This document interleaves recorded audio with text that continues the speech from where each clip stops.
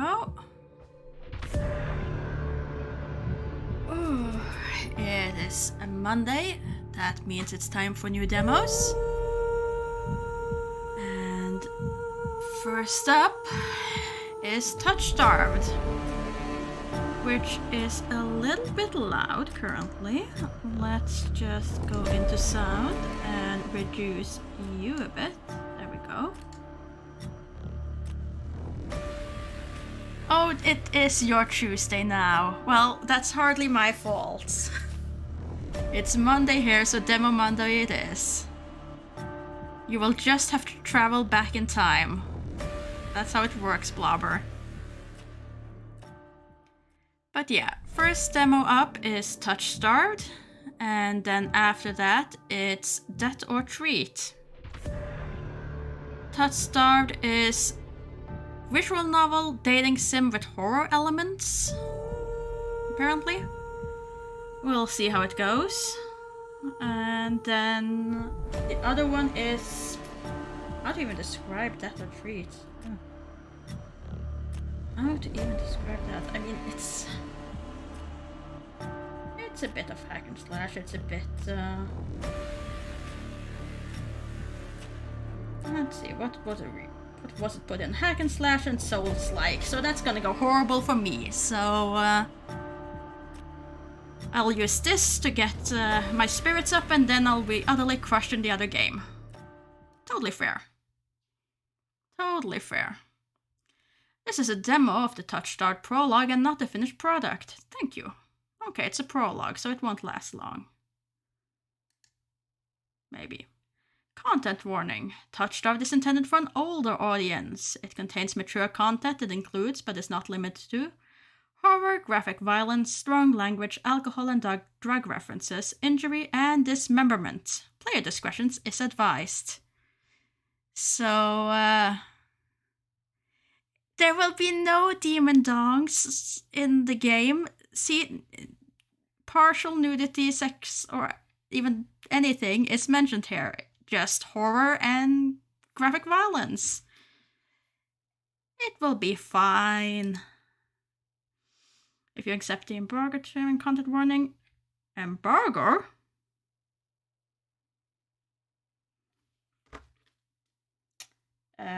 Could I get a view on what the embargo terms is, please?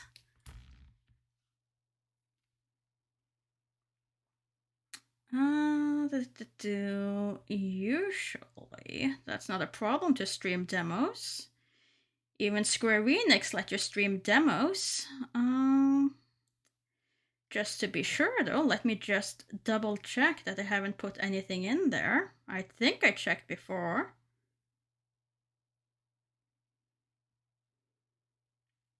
Seem to remember I checked before.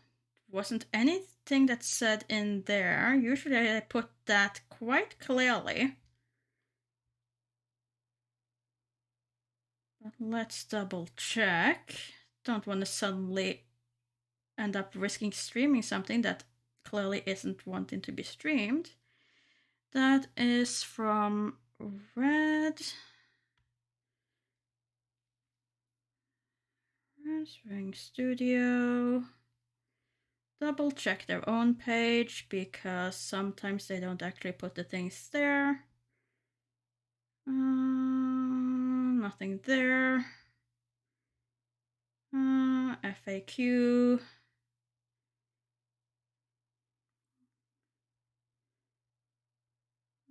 I think it's back from when it was with the Kickstarter. There is nothing. Nothing in their page, nothing on the FAQ, so in that case, I guess I will proceed to click to proceed. There is nothing on your site to say that I can't do this. In Touchstarved, your choice matters. The decision you make may result in unique dialogue, interaction, and even choices in red text, which contain exclusive content. Try playing through the demo more than once and choose different options. You might even uncover a secret ending. And remember, there are no wrong choices, only interesting ones. Choose wisely and save often. We never save. Okay, sometimes we save, but very rarely. I have broken that rule once or twice. Choose your pronouns. She, her. This world began to unravel long before you were born. It began with fogfall. Spectral mist bled from the seams where reality wore so thin and split. And from that fog emerged monsters, inhuman beings with unnatural powers. Some possessed language and intellect, others were mindless beasts driven by little more than the desire to slaughter. As cities fell and unrest spread, humans united in their fear while monsters thrived in the chaos. And then there's you. You're not even sure if you are human. You were born cursed, with hands that alter the minds of anyone you touch. Choose your backstory. I get to choose a backstory? Okay, that's new. Haven't occurred this in a dating sim before. The Unnamed, a fallen oracle. You were raised as an oracle in a remote temple. The priest claimed your touch bestowed enlightenment, but the visiting mage revealed your curse for what it is. Following the mage's word, you fled in search of cenobium. You regularly experience unnatural premonitions that rattle your body and soul. An innate sixth sense gives you a heightened awareness of hidden supernatural presences around you. The Hound, a forsaken thief. You were raised by society's outcasts, criminals who accepted you when nobody else would. Your partner in crime, a friend since childhood, helped you steal enough money for a cure. Then they betrayed you. They left you with only enough coin to travel to Cenobium, your last hope. You have sharply honed social intuition. You can survive and even thrive in the violent underbelly of any city, using your experience with the underworld to get ahead.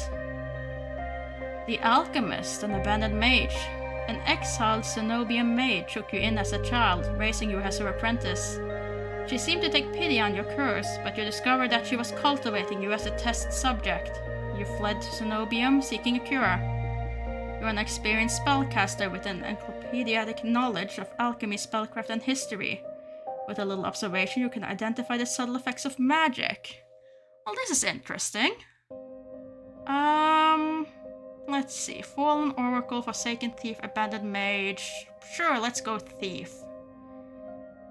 Social intuition, you can manage with a lot of things as long as you can, survive. Seems the most useful thing.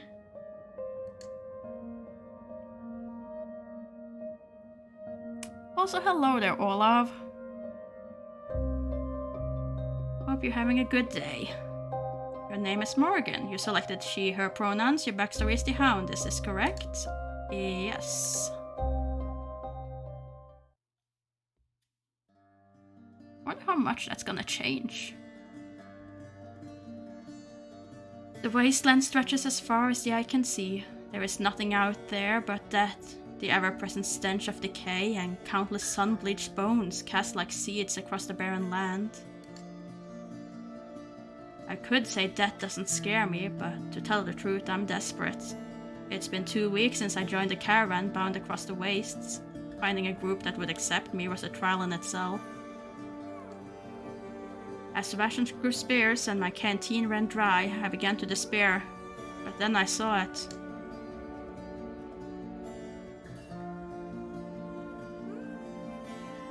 Iridia, the city of knowledge. One of the last bastions of humanity left in the world, and home to the famous academy called Cenobium.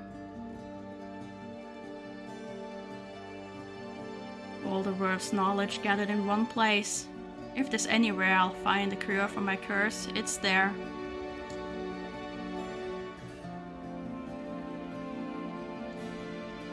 All that stands between me and a cure is a final stretch of salt-soaked wastes.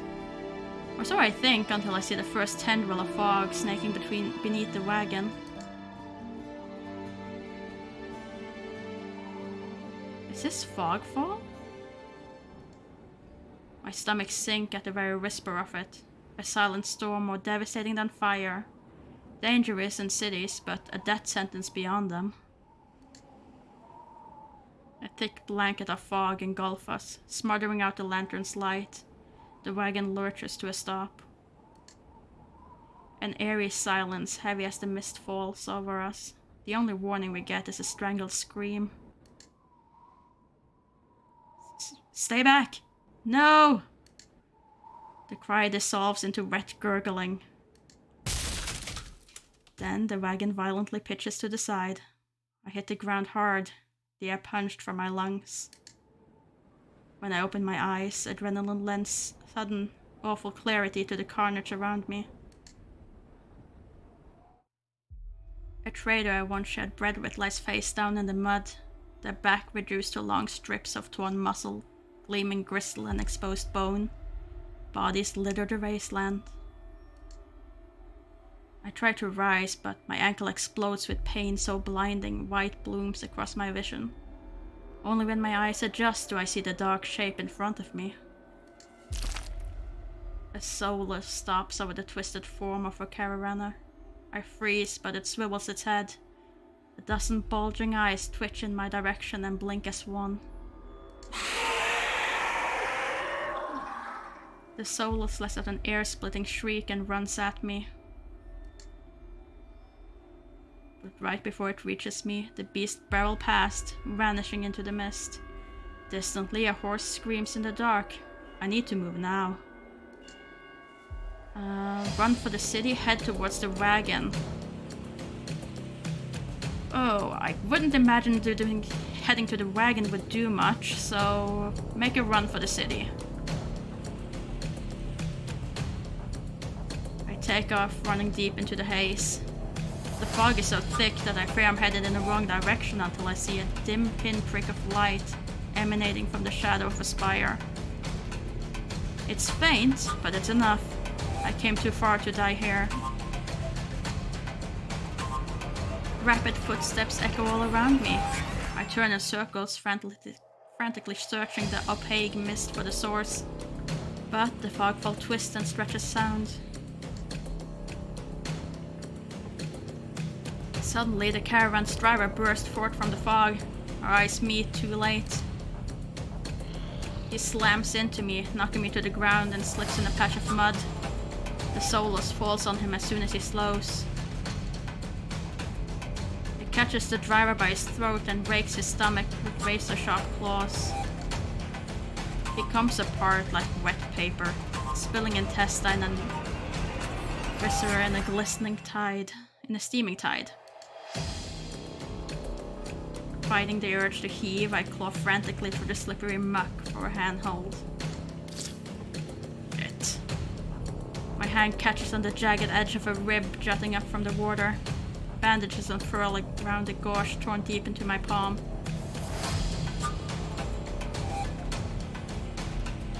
The pain's quickly forgotten when a hand closes around my wrist. Can you stand? One of the travelers from the caravan leans over me. We need to run.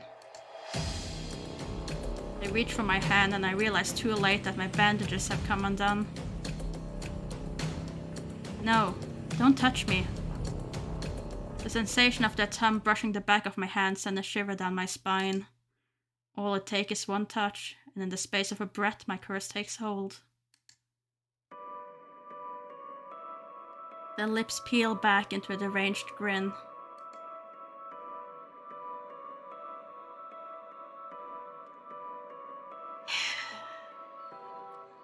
I am not doing deranged laughter. My voice would not be able to take that today. No, I've seen this face countless times before. This is my curse, madness of my own making. Their grip on my hand tightens until pain radiates from my knuckles. Let me... Suddenly, clammy hands crush my throat, choking off my breath. Die, die, die, die! Spit bubbles at the corners of their mouth and flecks my face. The edges of my vision darken as my lungs scream for air. My lungs are screaming for air. Screaming for help won't do anything. I can't breathe. I have to try to fight them off. My nails gouge deep into the traveler's wrist, but no matter how much blood I draw, they don't flinch. The more I struggle, the tighter their grip grows. My pulse hammers in my ears, slowing with each thudding beat. This can't be happening. I'm going to die. And not because of the fog fall or the soulless, but because of my own curse. There stings my eyes. No, no, no. Not here. Not like this. The hand drops from my neck, leaving me wheezing for air. My lungs burn with each ragged cough. My vision clears and the traveler's face takes shape, hovering inches from mine. Lips still split in that macabre smile, even as blood seeps between their teeth. They give one last shuddering breath, then slump over the claws hooked into their stomach. The soulless shoves the body aside, and the glowing eyes studding its leathery skin thin as though grinning.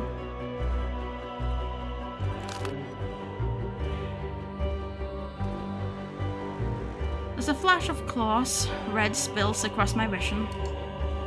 I thought there'd be pain, but as I sink into the murky water, all I can feel is the grit of silt filling my mouth and the icy embrace of shallow water.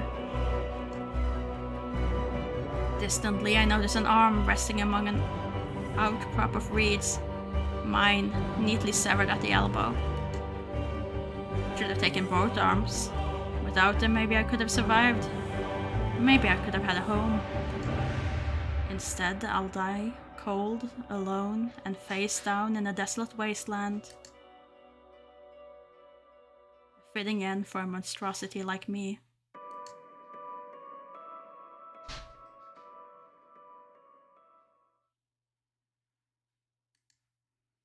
If this is that, it's not as bad as I feared. The cold is gone, as is the choking stench of bog water. I could drift forever, cocooned in oblivion, until all thought and sensation vanished. No curse, nobody howling at me in madness and terror. Nothing at all. The thought has a terrible appeal to it. But the next moment I take a reflexive breath. Air pours into my lungs, then out again in a ragged gasp. Feeling come flooding back. Warm cloth on my bare skin. Firm surface underneath me. Strange tang of sulfur in the air. Do not be afraid.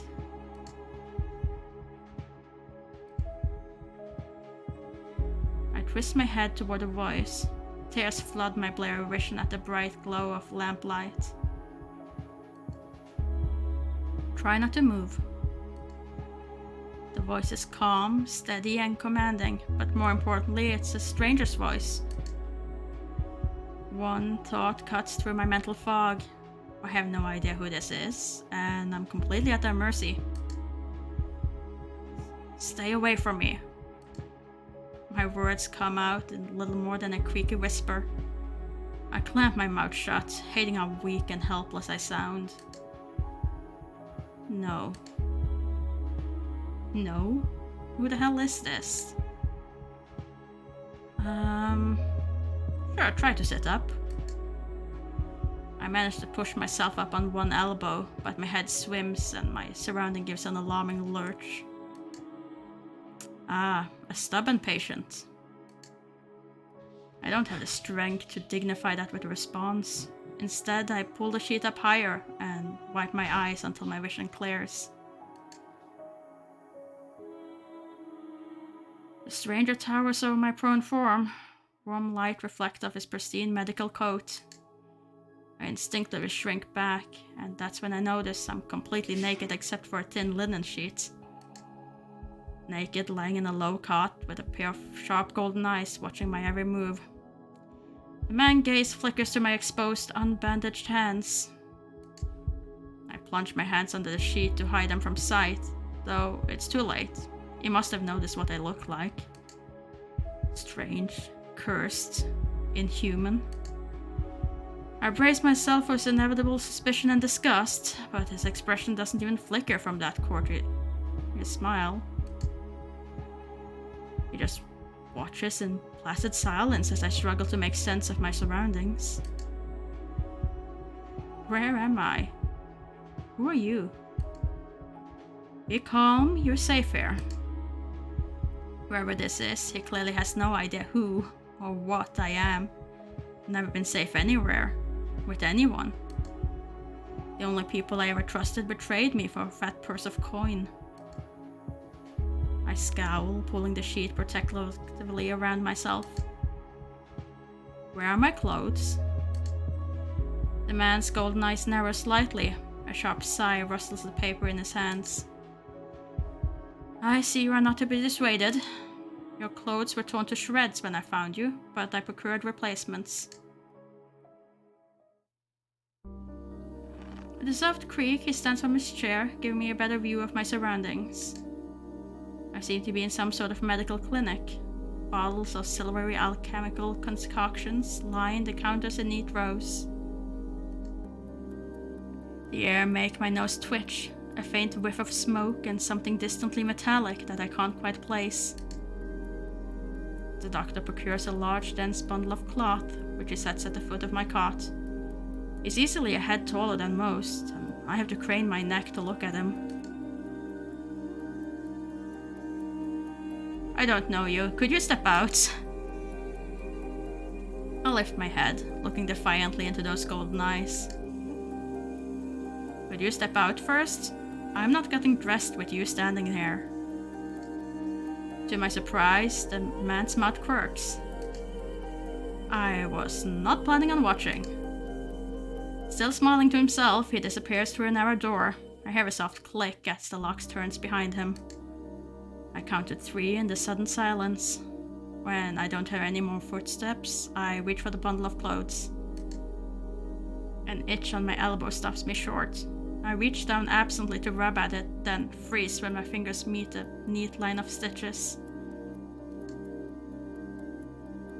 I know what I saw. That beast took my arm clean off. And yet, my arm shows no sign of injury apart from the black stitches poking through my skin. I gingerly flex my fingers, feeling my heart race at the sensation. This is impossible. I should be dead, or at the very least, gasping out my last breath. I squeeze my eyes shut, waiting for the pleasant dream to unravel, to wake up bleeding out in the swamp. But nothing happens. The seconds tick by and my arm remains resolutely healed, my surroundings pristine and quiet. In numb disbelief, I reach for the replacement clothes and begin stiffly pulling them on. They're thicker and warmer than mine were, with a black woolen cloak to go with them. But there's one thing still missing. My bandages. The golden-eyed man didn't leave me with any, even though I know he saw my hands. I slide off the bed and take a few unsteady steps towards one of the drawers. If this is indeed a doctor's clinic, there must be bandages somewhere. Yeah, the art does remind me a bit of Hades' art, it does. I start opening drawers at random, and of course, that's when the door swings open once more. Are you looking for something? I whirl around, clutching a thick roll of clean bandages. I try to step back from him, but my leg bumps against the edge of the cot. Your caution is understandable, though if I meant you any harm, you would know. That doesn't make me feel better in the slightest, but he makes no moves toward me, so I quickly wind the bandages around my hands. The glowing scars and mottled skin disappear under a layer of clean white cotton. May I ask why you need additional bandages? I clenched my jaw. I knew it would be only a matter of time before he asked about my hands, though the way he does it is strangely roundabout.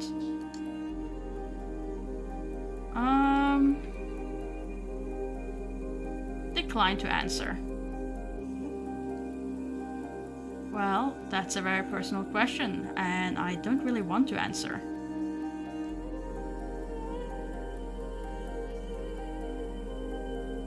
Is that so? Surely you realize I can only help if you tell me what ails you. Oh yeah, the outfit is very fancy for a doctor. Indeed. Though it seems very unpractical to get, you know, keep clean. I've never understood that with doctors and wearing white. An involuntary snort of laughter escapes me. Where would I even begin? Would he even believe me if I told him? No, best to keep my curse to myself for now, and learn more about him first. Who are you? You may call me... Curse? And where exactly am I? Iridia, which I assume was your caravan's destination. Can't think of nowhere else for a group of travelers to go. Iridia. So I made it to the City of Knowledge after all. I should feel relieved, but all I can manage is a vague sense of increasing unease. Let's put that one there instead. How did I end up here? I brought you to my clinic, of course. You were the only survivor from the caravan, barely clinging to life. You needed immediate treatment. Which you provided. Yes. He says it so simply, as if I'm a small child and he's explaining basic additions to me. I frown and flex my fingers on my recently healed hand. Aside from being a bit stiff, it feels fine. Thoroughly attached to me. You're saying that you stitched my arm back on. Pardon? A soulless attacked the caravan. It ripped everyone to shreds. It tore my arm clean off. But when I woke up here, I trail off, bewildered. I never heard of any magic that could heal a mortal wound like that. What kind of person could do such a thing? The doctor, Kuras, pinches the bridge of his nose. He sits back down in his chair, quiet for a long time.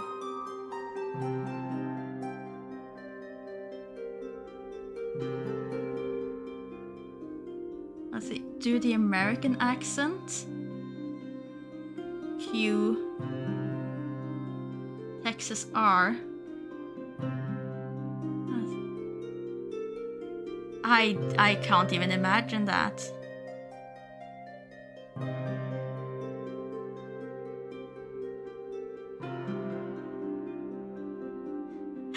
Like, the Texan R has me absolutely stumped. How's a Texan R? How on earth do you say a Texas R?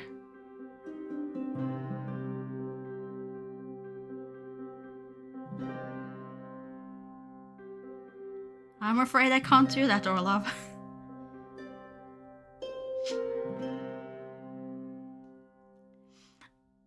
I do know where you come from, but Iridia is the city of knowledge and deadly secrets alike. Roll the regular English R, but your tongue is even more rolled up.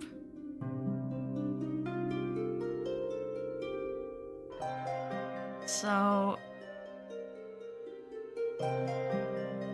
Oh, I'm horrible with rolling R's. It was my main problem when trying to speak Finnish as well. I can't roll my R's properly.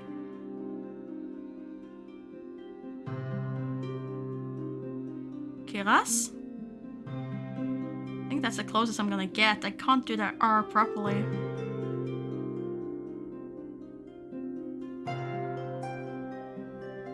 No, never roll the R. Okay.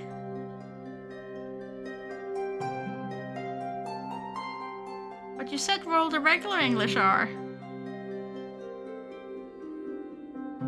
I am becoming more and more confused.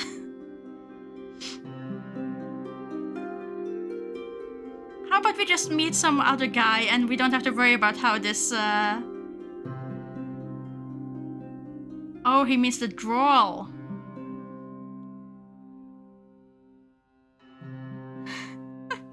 You're doing it right, I was just joking. Okay, well... Now we have had my limited ability to speak with Roldars as well.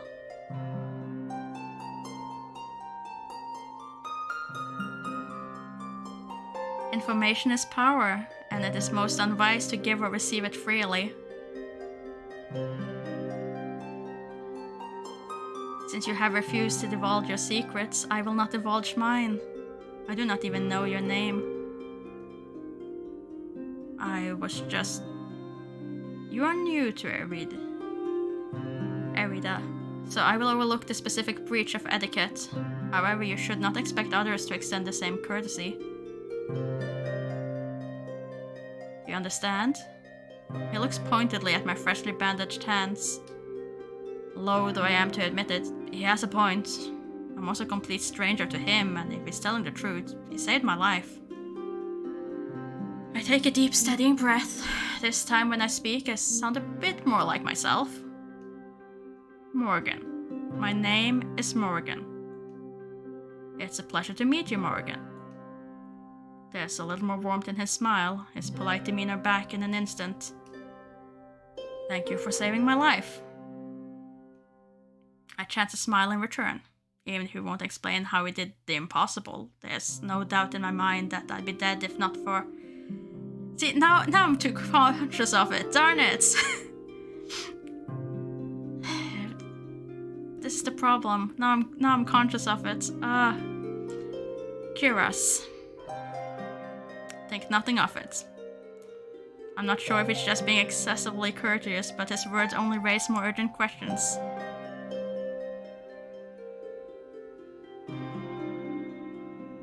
But I have to ask, why did you save me? You don't know me. The question seems to startle Cuirass. I could hardly leave you to die in the wastes. Assisting those in need is the very essence of a doctor's duty. I've never met a doctor who also handed out free clothes. My fingers find the edge of the cloak. There's a subtle but delicately embroidered pattern around the hem. I try not to think about the kind of prices Cuirass might ask for such well-made clothes. No, I suppose not. Hi there, Nyx Quality, and thank you for the raid. Hope you're having a lovely day. Forgive my presumption, I rarely come across so fascinating a patient. I blink. What did he just say? I simply meant that few would cling to life so resolutely, or brave such a perilous journey to Eridia. I could not help being curious about you, Morgan. His voice dips to a soft murmur, and he abruptly looks away from me. You're pretty curious yourself. Am I? Well, I haven't forgotten about my arm. I wiggle my intact fingers at him. Clearly not. But you haven't asked me for any payment either. I require none from you. Travelers do not have an abundance of coin, and it would be unethical to leave you destitute in a strange place. I fall silent, unsure what to say to that. Nobody would help a horror like me for free. There has to be some kind of catch or trick, right? A loud knock at the front door stops our conversation cold and spares me from having to say anything else. Duty calls. Unfortunately, you are not my only patient today. The knocking grows more insistent, and Cuirass let out a tired sigh. Please wait your turn. Though he says it quietly, the clamor on the other side of the door abruptly stops.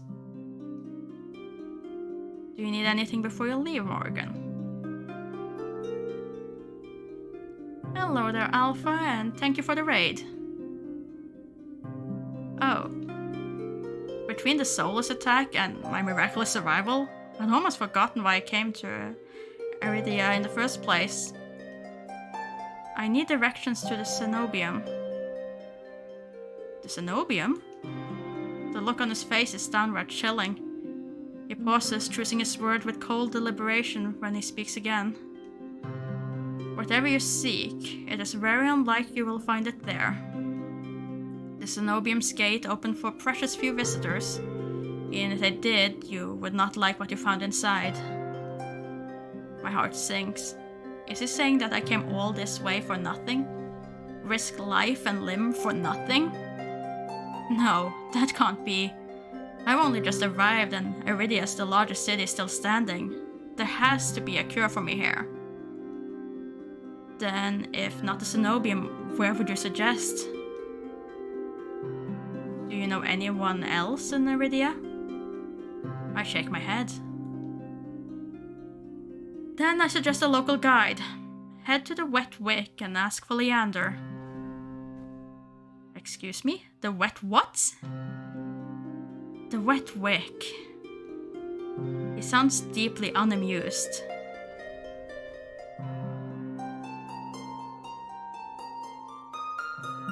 Follow the posting advertising Leander's Bloodhounds. They're difficult to miss. When you meet Leander, tell him I sent you. That isn't much to go on, but Kiras points toward the clinic's back door. You will be safe as long as you do not draw attention to yourself. That's easier said than done. I've always been a magnet for the worst sort of attention. If you require my assistance, you may return whenever you wish. Though he's smiling, there's a note of finality in his voice. Resigned to my dismissal, I slip out the back door.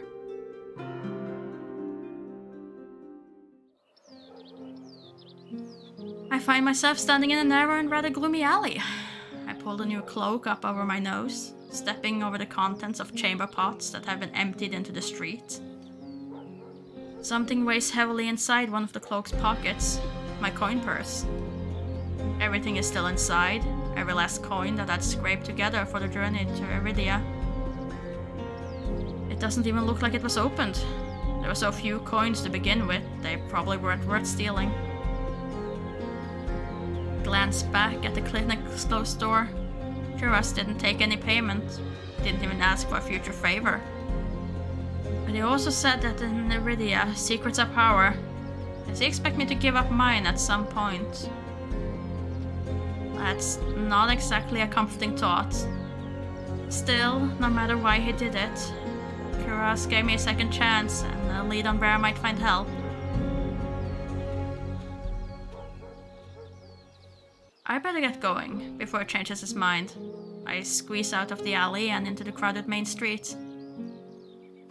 The line outside Kiras' clinic stretches down the road already. 2 tin peddlers queues alongside the weathered elders. If any place in this desperate need of a free clinic, it is this one. The cobblestones are treacherously rough under my feet, deep grooves worn between them by regular flooding and decades of hard use. I knew Iridia was a river city, but I didn't expect it to look so eroded. The buildings are tired and dilapidated, all crammed together in narrow streets. A child darts by, clutching something greasy wrapped in paper. The smell of fried food drifts over to me. My stomach gives a faint gurgle. This morning's catch, fried up hot and fresh. Not too many eyeballs today. That sounds disgusting. But I'm starving, so I duck my head under the stall's scrubby awning. A large fish leers up at me, its 3 bulging eyes still visible through the thick layer of crispy batter. The vendor gives me a gap to its grin. Sorry, Ola, we're having eyeballs. 3 of them, apparently. What's the cheapest thing you got? The vendor points at the metal basket of what looks like long strips of savory fried dough. Fresh long lads, 3 copper apiece. Don't burn your mouth. I take the coins out, counting them gingerly. At this rate, I might not even be able to afford dinner. Reluctantly, I drop the payment on the counter and take my meal. Oh well, no eyeballs. Can't afford them. 2 streets later, I pass under the wrought iron archway adorned with dangling garlands of red and pink lilies. The building in this quarter are a dizzying riot of colors, painted walls and tinted glass everywhere I look. Sheer red and pink curtains flutter in open doorways. Musical voices call out invitingly. Incense mingles with the pungent scent of flowers, barely covering the salt and musk of warm bodies. This must be Iridia's entertainment district. I'm polishing off my food and dusting the crumbs from my hands when I spot a poster. It features the silhouette of a smiling man wearing a single dagger-like earring and the word "Bloodhounds" printed above his head. A motto, "As above, so below," circles the artwork. If Leander is the leader of the Bloodhounds, then the face printed on the poster is likely his. I follow the line of identical posters around the corner, nearly hit my head on a precariously dangling wooden sign. Looking up, faded orange letter reads, "The Wet Wick." The facade of the building looks like it's seen better days, but I hear faint music and laughter coming from the inside.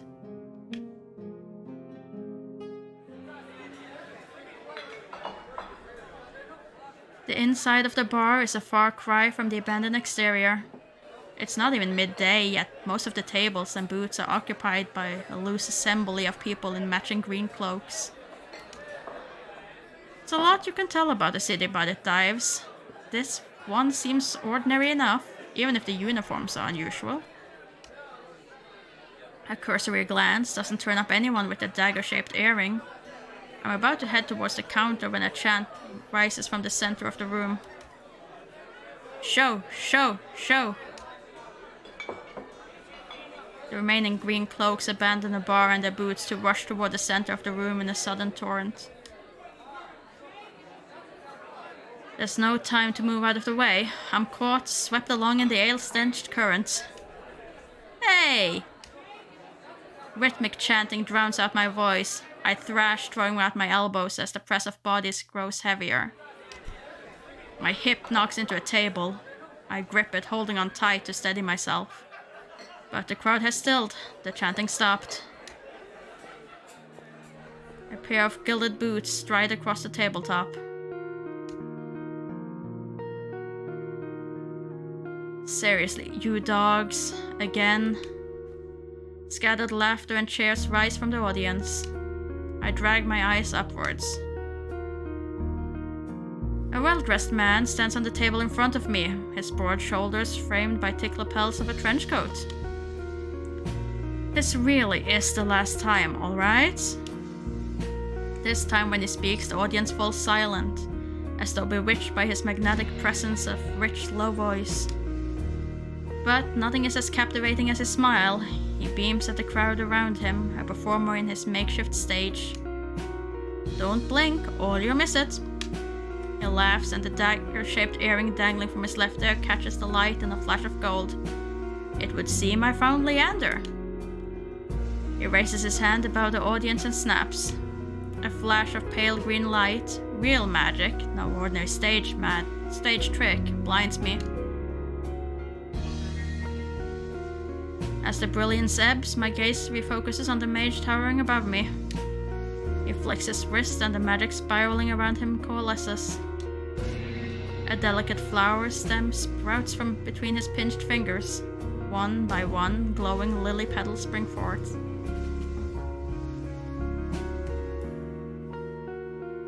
With a flourish, the mage presents the conjured flowers. The audience bursts into clapping and cheers. A genuine magic show was the last thing I expected from a place called the Wet Wick. Leander plucks the iridescent bouquet out of the air and turns in a slow circle, giving his audience a good look. Now, who could use some good luck? Eager onlookers shoot closer to the table. Some reach for the lilies, while others whistle and call Leander's name. But his cool green eyes slide right over them, locking on me instead. How about you? My chest tightens. Every person gathered turns to stare at me. I reach out, all too aware of the way my fingers tremble as I carefully take the flowers from him. There's no weight to them, only a faint warmth that radiates from the stems. As soon as the flower leaves Leander's hand, the light dims. They fade away in a shower of opalescent light. To my surprise, Leander laughs under his breath. That's the problem with flowers. They don't last long. But they leave an impression, right? He grins at me and I find myself smiling back.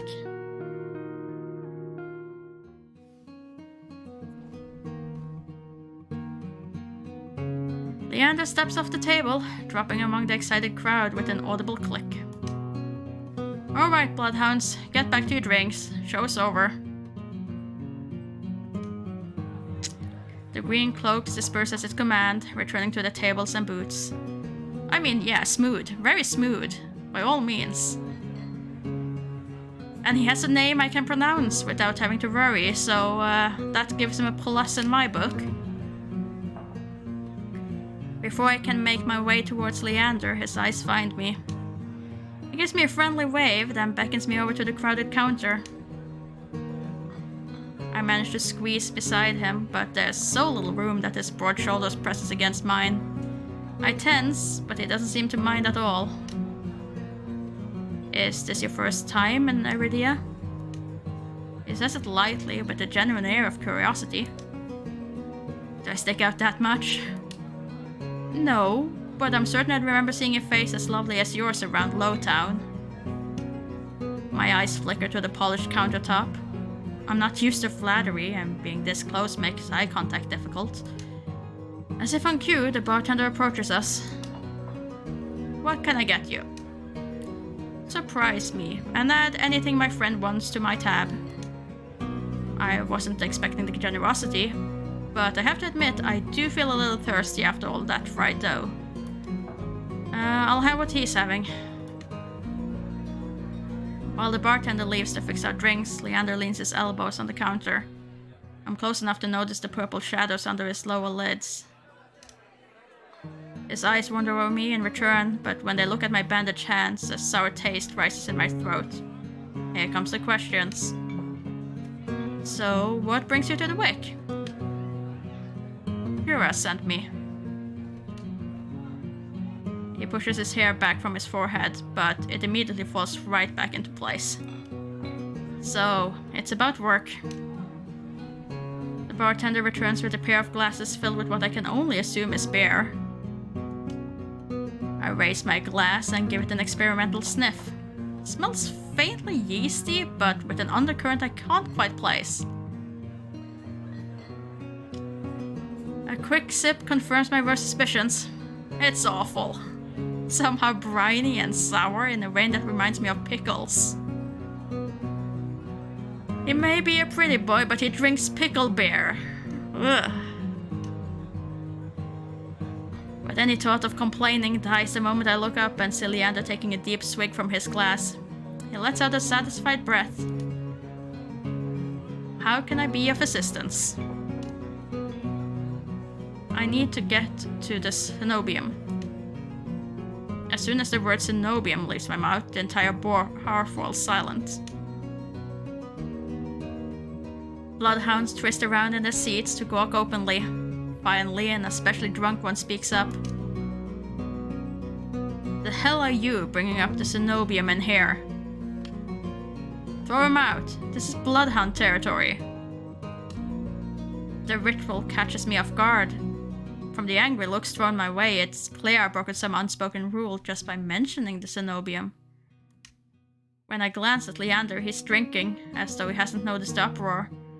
Only when he catches me looking does he lower his glass. For the love of... He drags a hand down his face. Hey, keep it down, will you? This is business. I tense, expecting an argument, but the outspoken bloodhounds silently return to their drinks. Only a handful continue to watch me warily. Sorry about them. The cenobium's a bit of a touchy subject in these parts. Mix in enough drinks and, well, you saw. How about we continue this outside? When When I give him a terse nod, he... Terse? I'm assuming it's tense nod. He pushes away from the bar counter.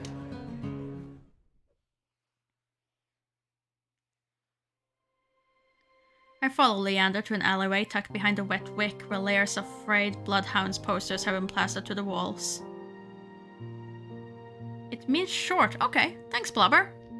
Don't think I've seen the word terse before. Seeing them side by side, the resemblance between Leander and his likeness on the poster is impressive. Kuras didn't send you here for help with the Cenobium, did he?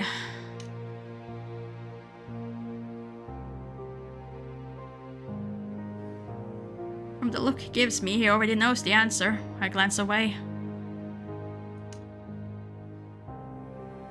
No, he didn't. You should just find an alternative. Yet here you are, asking about them anyway.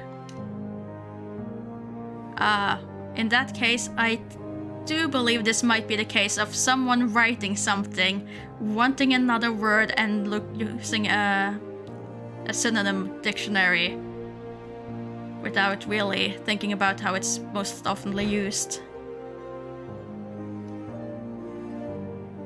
I don't want to tell him about my curse. The less people know about my capabilities, the better. Thankfully, Leander takes my reluctant silence as an answer.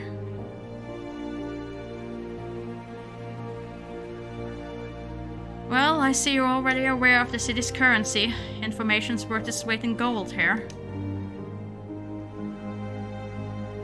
Kuras told you the truth. The Cenobium's dangerous.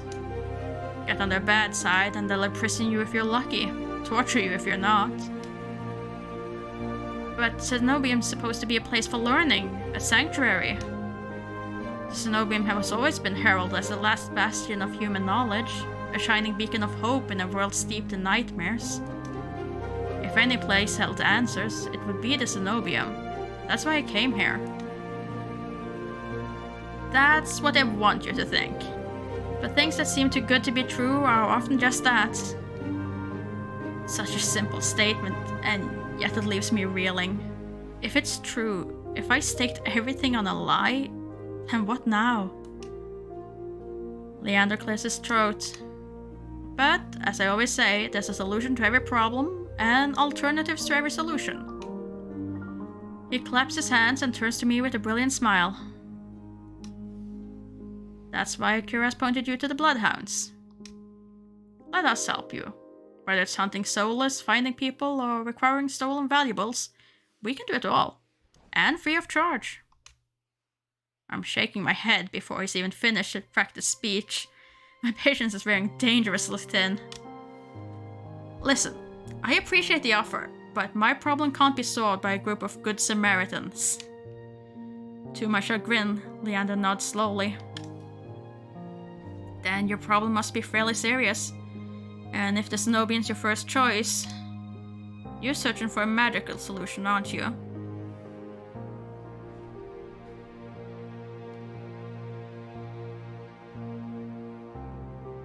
When my eyes widen, he nods along, as though he suspected all along.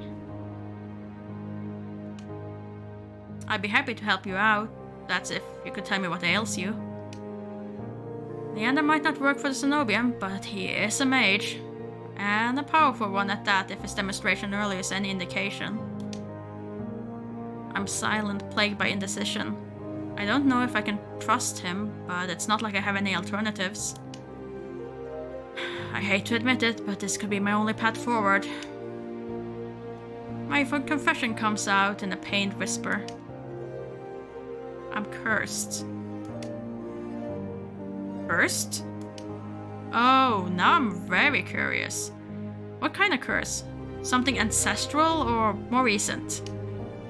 He looks me up and down, taking in my face, my eyes, and finally my hands. It's your hands, isn't it? I wait until I'm certain my voice will remain steady before answering. My touch is dangerous. It changes people, hurts them.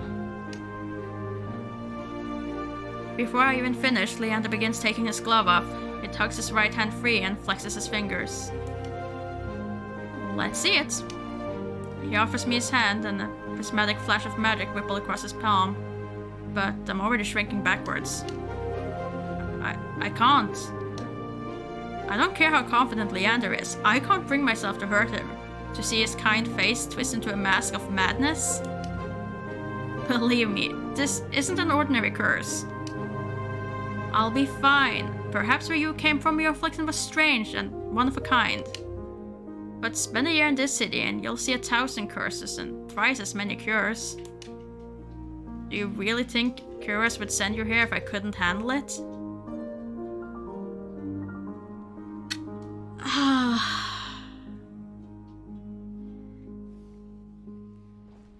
You know, I'm starting to kind of be very concerned about your way of doing research here. Oh, a curse that could really hurt me. Yeah, please, let me experience it. I'll be fine, because I'm so great. How should I know? I only met him today. I'm as good as any mage in the Cenobium. Better even. If they can help, so can I. You don't know what you're asking me. I'm asking you to trust me.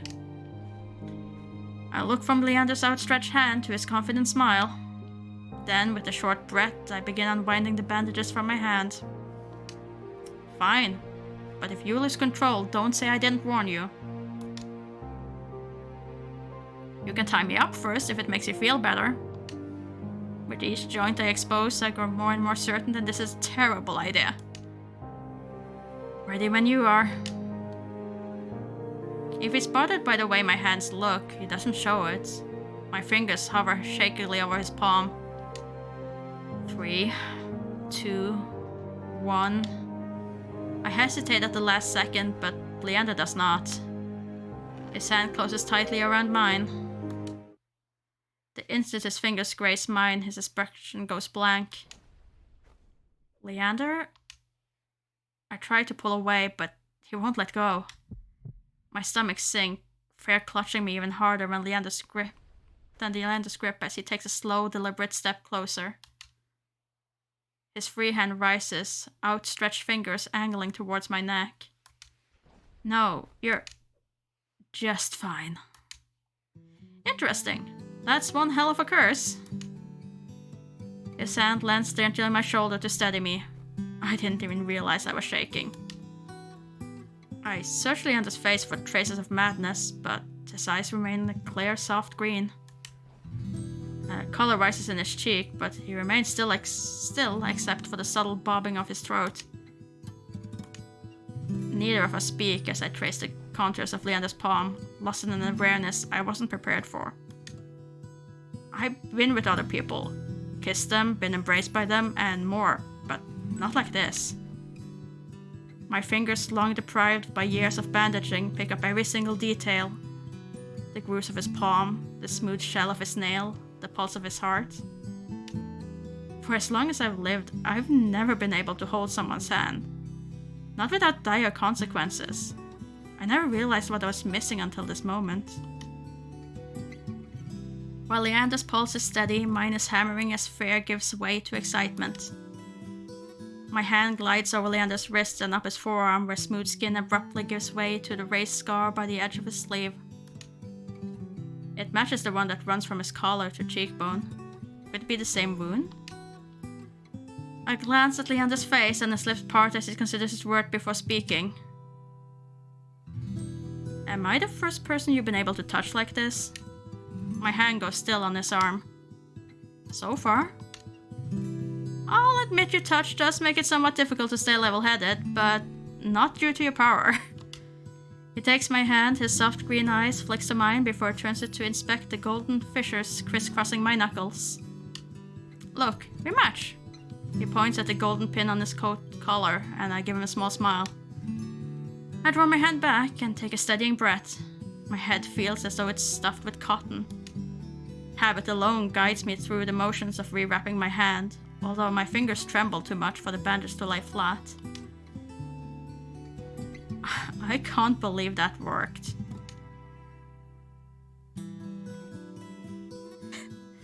I'm sorry, Olav, that should clearly have been in the warning when we started the game. I apologize that this caught you unaware. May I ask your name? I'm Morgan. You are right to hide this from me, Morgan. That curse of yours, it's unlike anything I've ever dealt with. I can tell you're discreet, but you best not go showing that off to anyone else. Didn't plan on it. Are you staying in HallowTown? I pause. Room and board was something I hadn't yet considered. I don't know. Let's get you properly settled then. The Witwick is noticeably quieter. Without their leader, most of the bloodhounds have dispersed, or in a few cases fallen asleep beside their drinks. Got any rooms left, or did my lot grab them all to sleep it off? The bartender, who I now realize doubles as an innkeeper, slides a key onto the counter. You know I always keep the corner room open for your escapades. Leander's laugh sounds slightly strange. And I always appreciate it, but you're mistaken. This is just for my friend Morgan. Sure. Stay as long as you like. You two have fun. Escapades, huh? Leander clears his throat and holds the key out to me. But I hesitate. My coin purse barely holds enough for a day's worth of meals, let alone a room. How much do I owe you?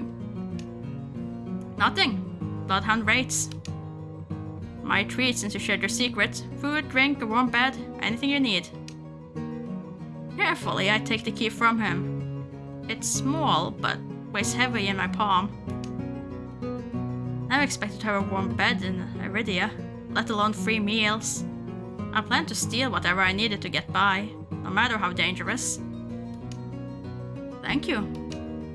Go explore, Morgan. You'll find many roads in Iridia, each leading to different answers. But if you need a reprieve from what haunts you, come find me. Just be careful. I nod, taking one last look at the gleaming bronze key before tucking it into the pocket of my cloak for safekeeping. Leander gives me one last friendly wave before I depart.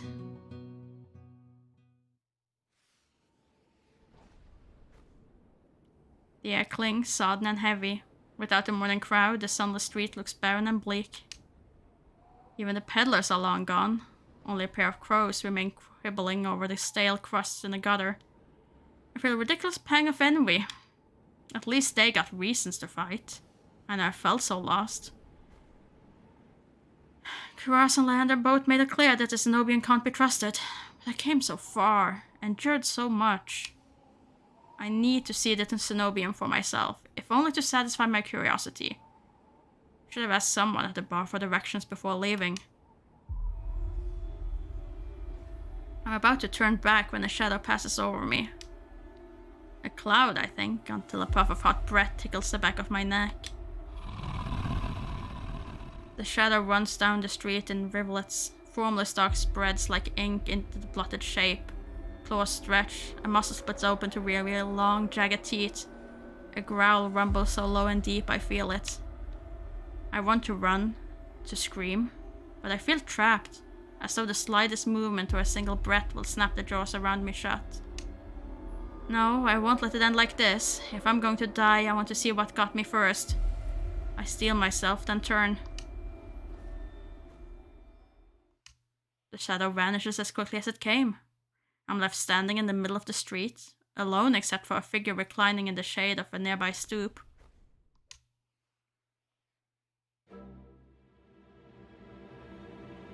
A monster. That much is clear from a glance. One that could nearly be mistaken for human were it not for the tufted ears, the tail curled around his ankle. Or the dusk pink eyes with pupils that sharpen like needles when they fall on me. Our eyes meet and the monster uncrosses his long legs.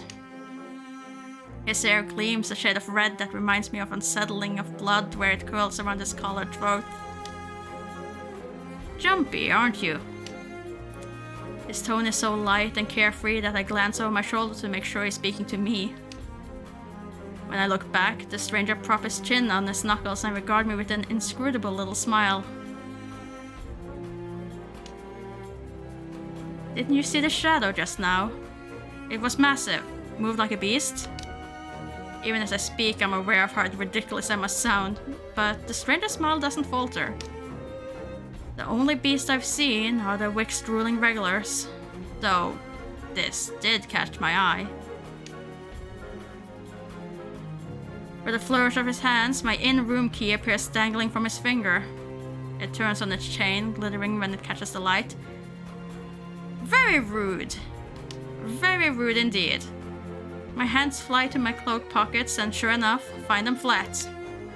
He crooks his finger, beckoning. I've already taken 2 steps forward before some stifled instinct stops me. Something feels wrong. I'm still on the edge, thumbing with so much adrenaline that the stranger's shadow flickers at the edge of my vision. I always attract the worst kind of attention, but I can't get rattled now. Who said the key's mine? He smiled wide enough to reveal pointed canines. I saw you drop it. You really should be more careful. Silly like this, somebody might take advantage. A bald-faced lie said without a hint of irony. Can't figure out how he picked my pockets under my nose, but I'm certain he took my key, and I need it back.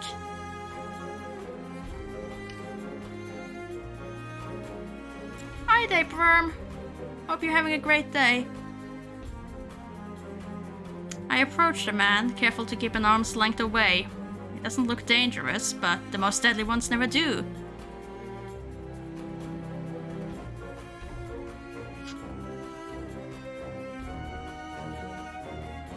No, it's not. This is a ordinary dating sim with horror elements. Perfectly stream-friendly. According to the description at least, so I'm hoping they don't throw that in me. The warnings were clear enough, and that wasn't one of them. The stranger's chain softly clings with the tilt of his head. His ears flick. Keeping your distance. Until I figure out how you managed to rob me. Yeah, I am. You think I stole your dinky little key from all the way over here? He gives an exaggerated sigh. I'm good with my hands, but not that good. Do I really look like a common thief to you? He's got me there. The sheer fabric of his sleeves alone would be too expensive for most street thieves. Hell, his shoes look like they cost more than I spent traveling here. And then there's a shop behind him. No matter the city, parted pink curtains only ever mean one thing. Also, thanks for subscribing, Worm.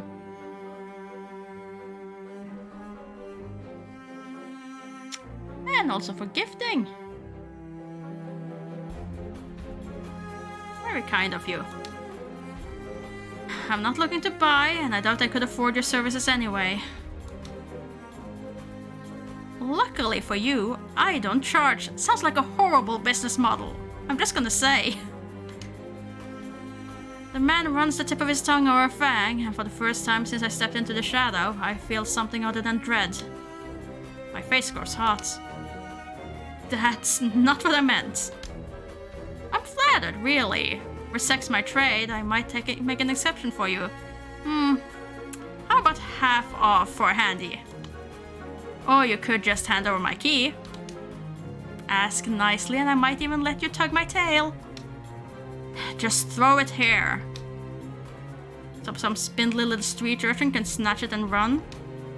He raises my key and tilts his head so he can watch it dangle back and forth. I suppose I could just claim your room for myself. Not that I'd be caught dead slumming in the wick with the rest of those slack-jawed imbeciles. You're obviously not from around here, so tell me, traveler, what misfortune brought you to this wretched place?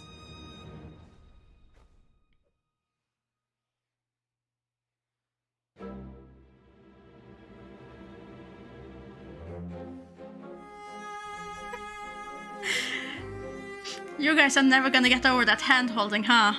That very explicit hand-holding.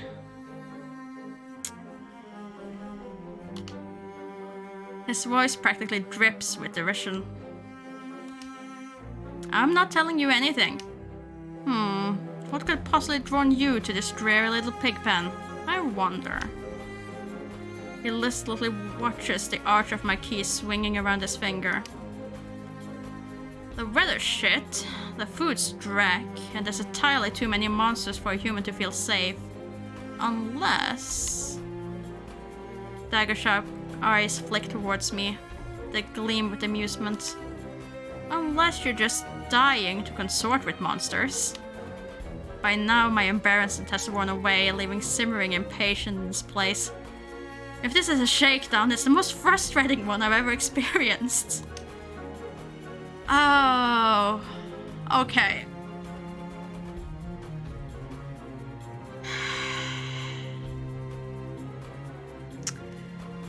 Well, in that case, let me just provide with more horrible embarrassment, and maybe some more explicit hand-holding, who knows?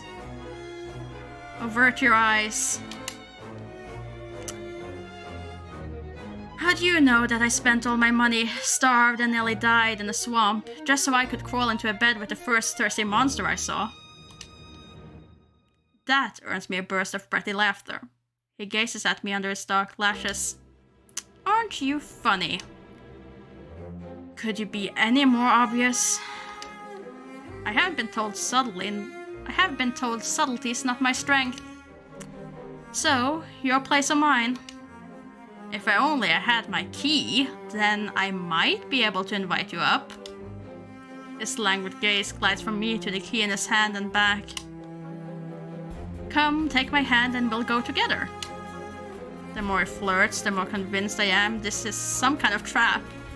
No matter how innocent monsters look, they always have a trick up their sleeve. And something tells me that this one's more dangerous than he lets on, even if he has a lovely laugh. I don't know what you want or why you're messing with me, but I'm not coming any closer until I know you aren't going to attack or bite. I won't bite hard, unless you beg me. No matter what I say, he finds a way to twist my words into innuendos. Even when I'm silent, he goes on as though we're having a conversation, not a standoff. Do you like dancing? There's a traveling troupe performing in HallowTown tonight. The loot is just utterly exquisite, truly a performance to die for.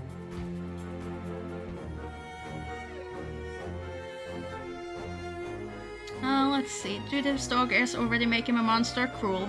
Yeah, he was named a monster. He was named a monster. But he can take us to see a lootist, so you know, I'm cool with it.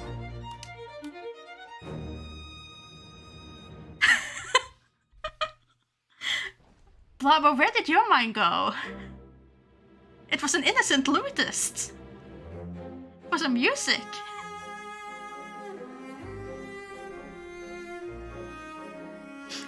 There's life in this dreadful place if you know where to look. You sound like you know the city well. The man's gaze flooded from me to the key dangling from his finger. Naturally, this stump was little more than a miserable little smear when I first arrived. HallowTown, HallowTown, I know Iridia like the back of my hand. What about the cenobium? You know what that is? His smile vanishes. Surely you've seen it. That absurdly large tower looming over the rest. It's a little hard to miss.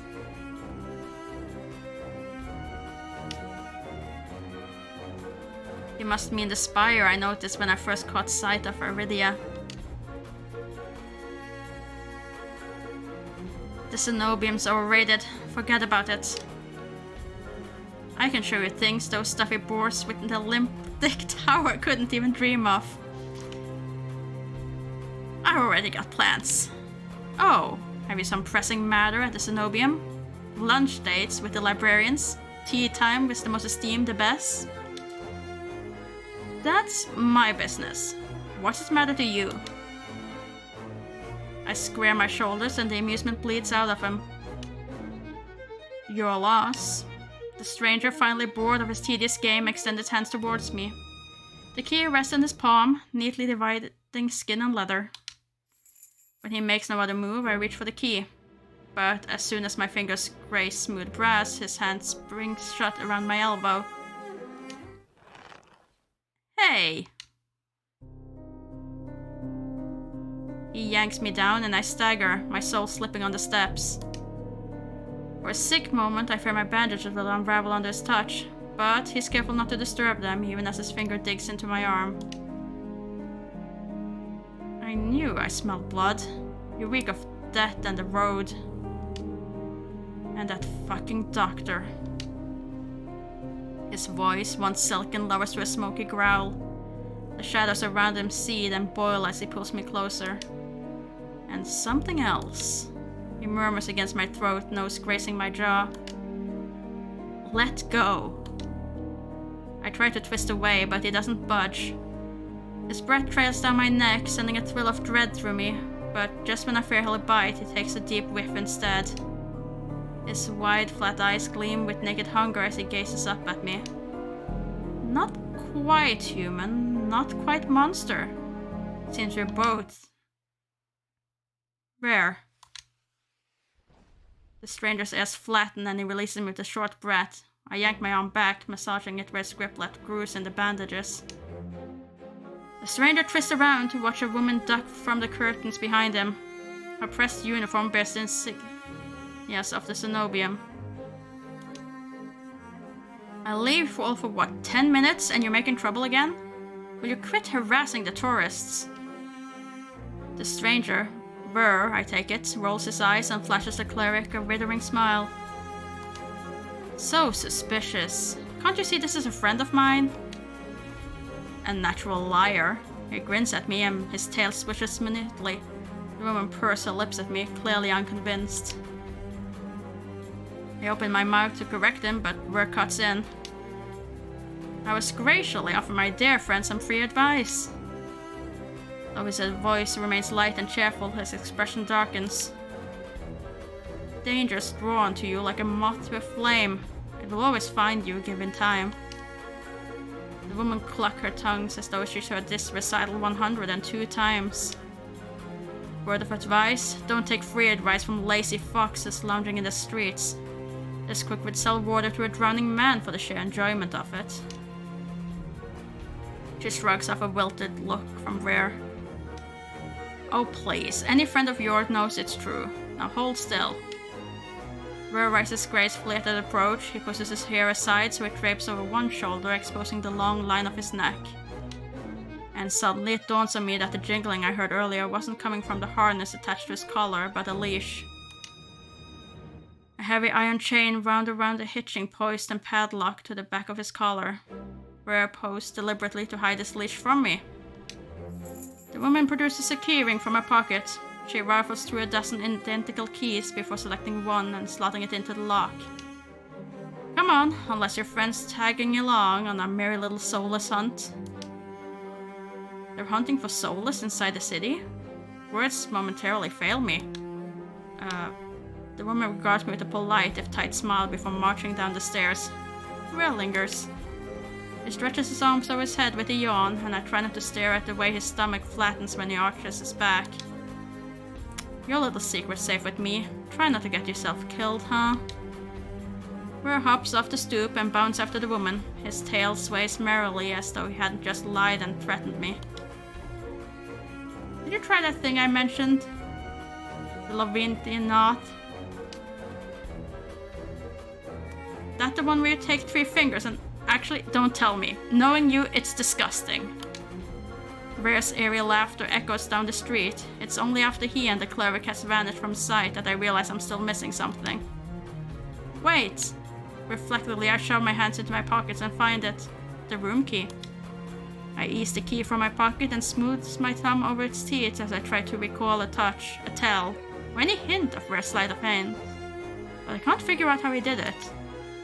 What I know for certain is that the Cenobium saw fit to leash him. A fate I could share, if that's what his vague warning meant. I let my eyes drift skyward, past the lanterns gently swaying in the breeze to the Cenobium faintly visible through the haze. Just one glimpse is all I need, and I can put this all behind me. This time the key goes into my coin purse for safekeeping.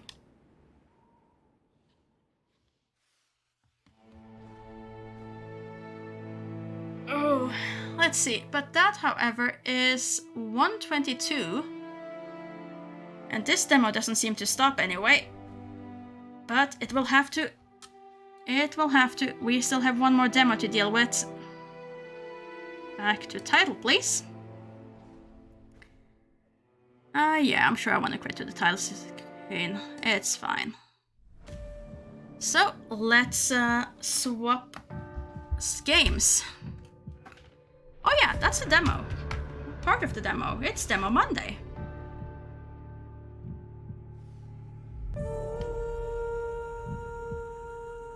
Let's see. Let's go out there and exit. And let's see, where is that? There it is. And then edit stream info. Remove that one and put in the new one. There we go. That's updated.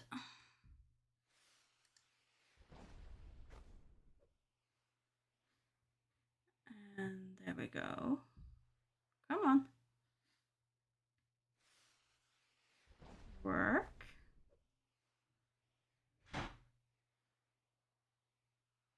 Come on, game.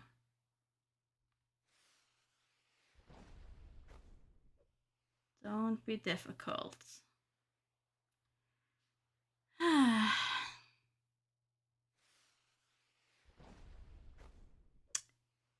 You know, Steam does not want to work with this. There we go. Okay. And there it's also available on stream. Let's see. It looks like I can be... It allows for controller, so let's try. Yeah, controller is fine. Okay, let's see. You guys managed to get through about 1.5 hours almost of dating sim. Now let's see how long I can survive hack and slash before throwing in the towel.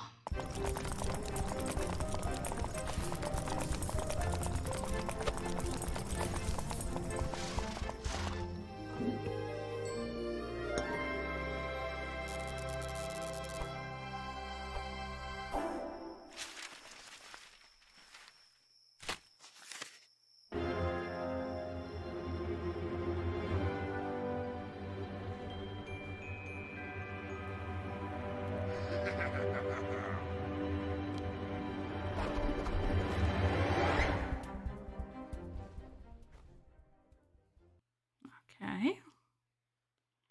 So candies are no longer cool, and therefore we have to kill someone. Yeah, that seems like a legit story.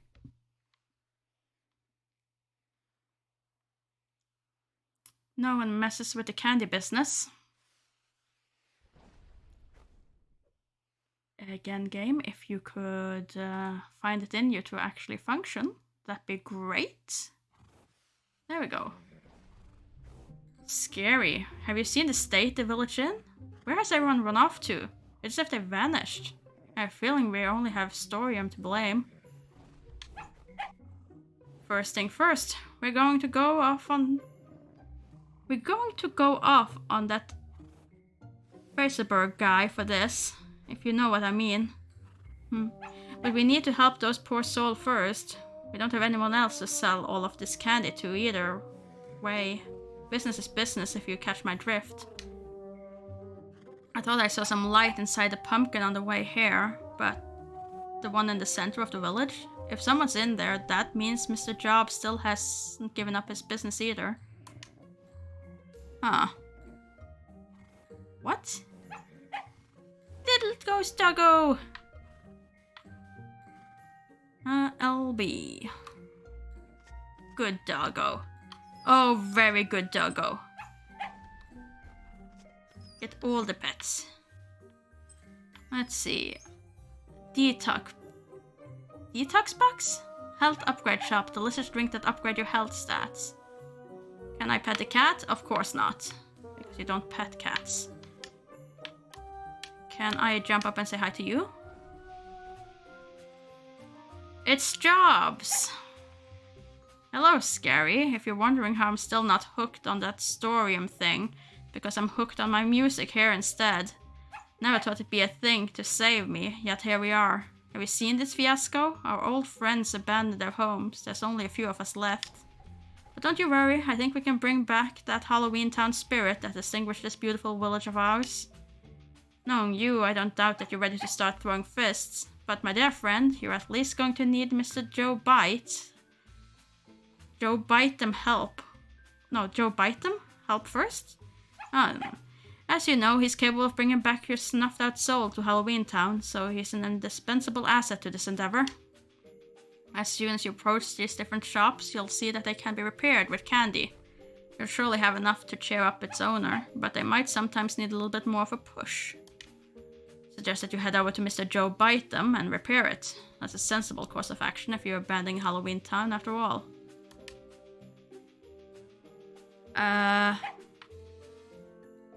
Okay. So... Indeed, Doggo, I wish you could come with me. Okay, so there was nothing more that way. Just wanted to make sure. And I cannot get up there. So, downward it is. Let's see. Candy's 9 out of 5. Restore.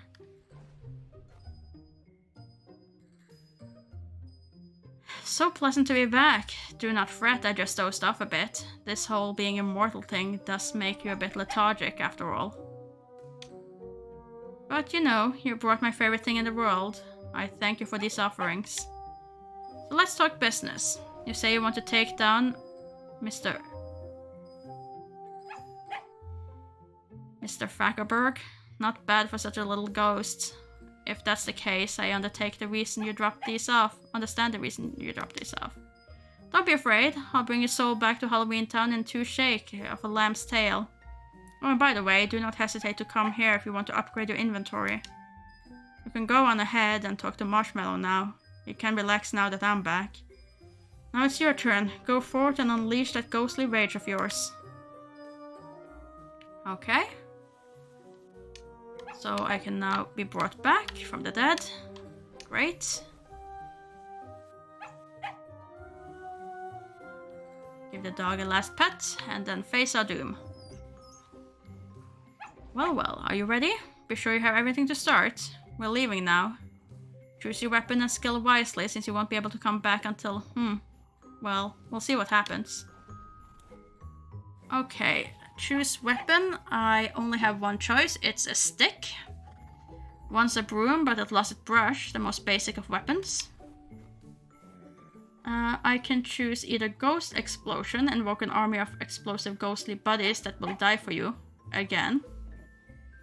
A Jump Scare, nice for raising the views of those Devil Tube content creators. Oh, I do not like this. Description, it goes and comes back like life itself, except that it never comes back. Let's just go with an explosion. It seems fine.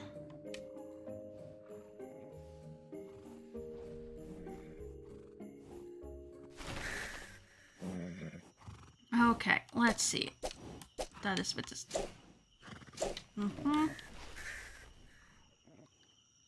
Can you believe it's scary? We get to throw punches at Mr. Face. I still can't figure quite that out one. Fakerberg? Sure, Fakerberg. Oh, it's a dream come true.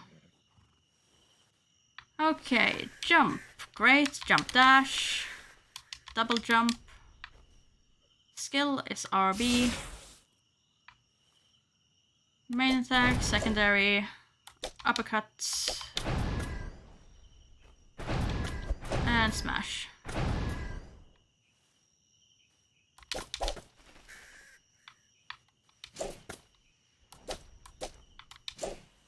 Okay, fine enough.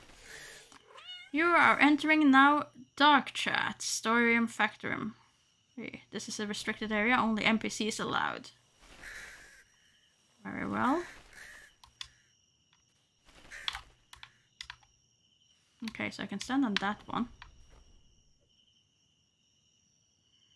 The journey to Faceboo headquarters. Really, this is just trying to be too clever. And I don't appreciate it. Will be long and risky. Among those lost valleys and dense forests, a huge structure rises, the Dark Chat Factory. It's the main factory of Storium, the latest fashion in Hallowverse.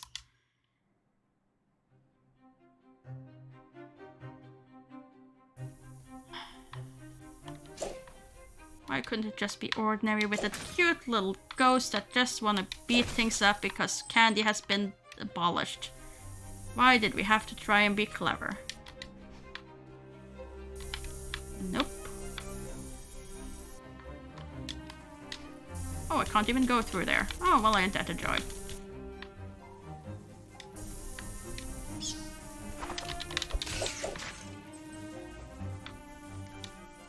Well, this shouldn't last long if this keeps up.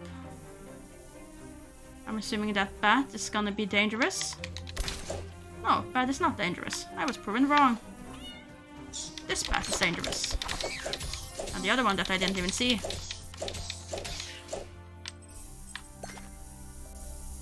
And I got a bat wing.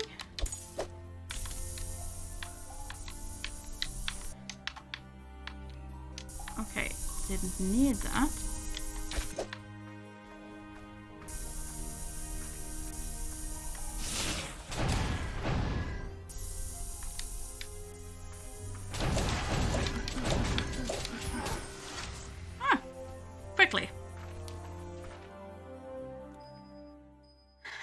Okay, run ingredients, 1 batwing. Well, that didn't last long, did it? Sure, I can keep that one, it's fine. Okay, so that is how it works. Very well. Now for me to go and be more horrible at it. And maybe if I kept playing for X amount of hours, I would be able to not die instantly. Won't hold any much hope. Okay. Let's see how this goes. Now at least I know roughly how it works. Ay. Okay. Avoid the green goop. This is different.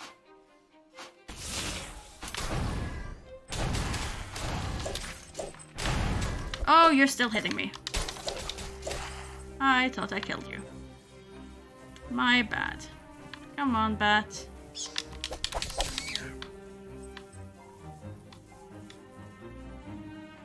Let's see.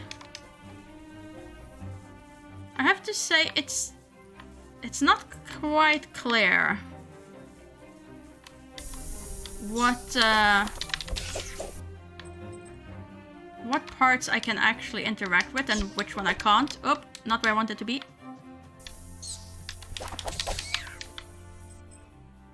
Like some things I jumped straight through, and other times it's perfectly fine.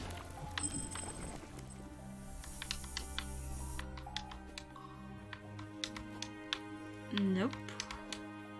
My jumping skill has not improved since last time. Oh, and again. What was the thing? Darn it. That wasn't a button for that. That was the button for that. There we go. You're dead. I lost far too much health for that, but oh well. And I can smash these. Huh. Well, good to know. Did I do anything? Does smashing them give me any benefit at all? Doesn't look like it. Okay, I can go up or I can go down. Can I go further down? I can. Basement.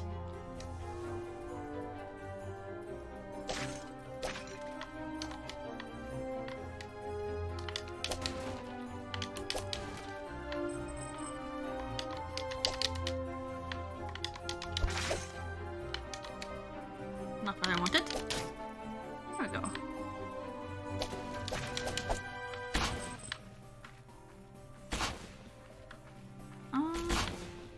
Okay, I do not have enough.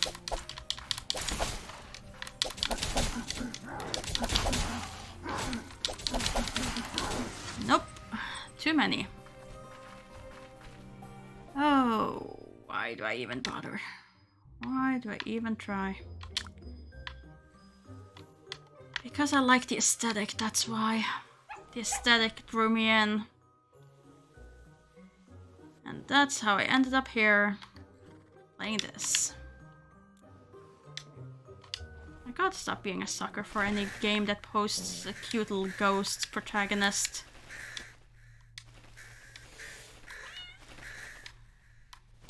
Never ends well for me. Oh, I will. I will always beat myself up too badly when it comes to this particular game. It's that sort of thing where you know that it's not your thing, and yet you want to try it because wouldn't it be great if for once it wasn't horrible and it didn't go that bad? And you think that maybe if I like the aesthetics enough, then maybe it won't be that bad and I can enjoy it for what it's worth. And then you realize that no, probably can't. Probably you should at one point accept that this is not the sort of game that you will enjoy and stop trying, but that's not how I work, so I'll keep trying over and over again. I thought you were dead. I am sorry. I wasn't aware I just stunned you and not killed you. That's on me, doggo. I'm sorry I have to kill you in the first place. I would very much prefer not to. Very much prefer not to.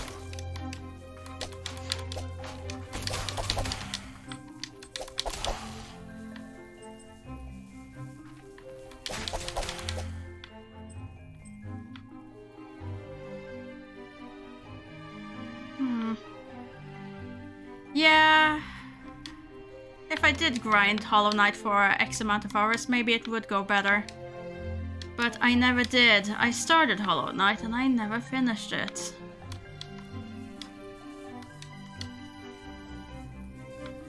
And I can't find any more reason to stay over on this platform. But there's clearly something more up there. Whoop, don't fall down. That'd be bad. There we go. Now we're off to. Not here, apparently.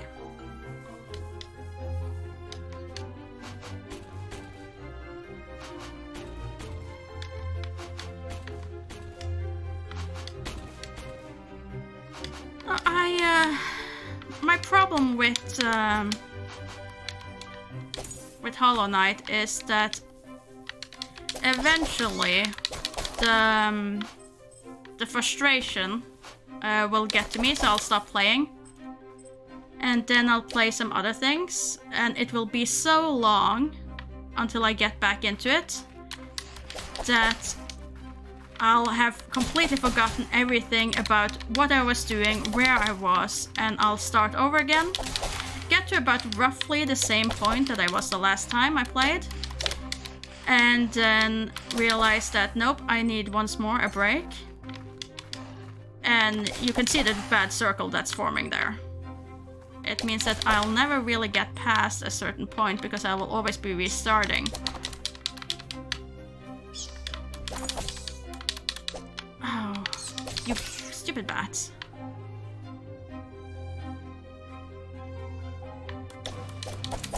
I have so many games that I have started and then I never finished them. And that was one of the reasons I started streaming as well, so to force myself to actually complete things.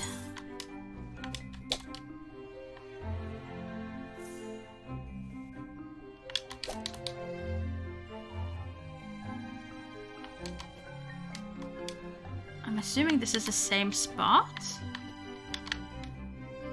Oh, let's try middle then. Need a strong diet of dark souls and pain to change your brain chemistry to enjoy the frustration. See, I'm just not sure. Is that good? Is that really good for me? I'm not convinced that's a good thing.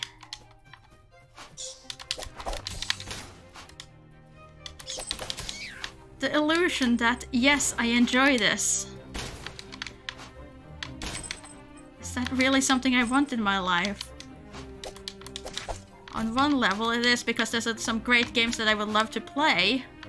But at the other side, no.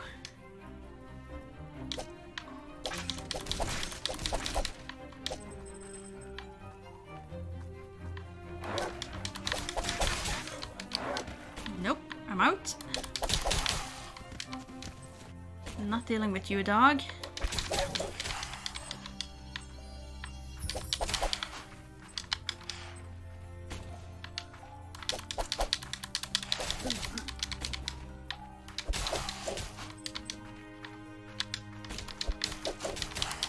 Oh, that's one less. Now it's just you. But you have already killed me several times.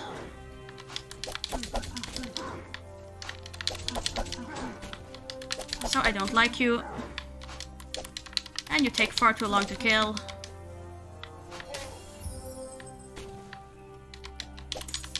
Whereas you are just annoying. There we go.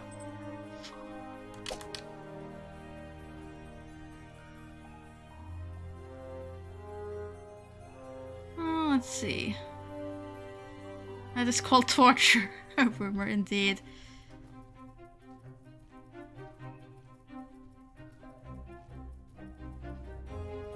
On the victory over his low Twitch combat mechanics, it was a big brother. Huh?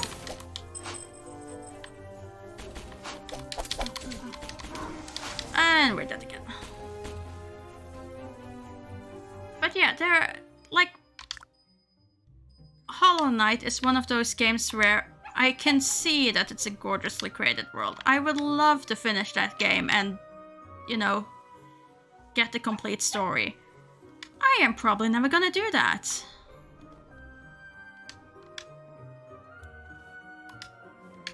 I am probably never gonna finish it.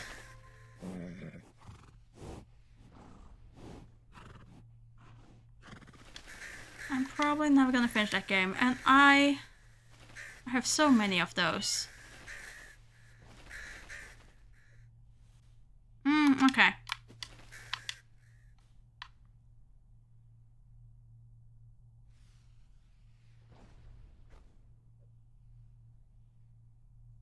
Indeed, that is indeed life. And no, I never should never.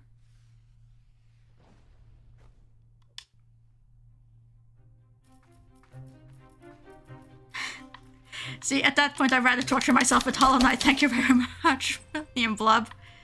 I will definitely be playing Hollow Knight before I play Patty 4.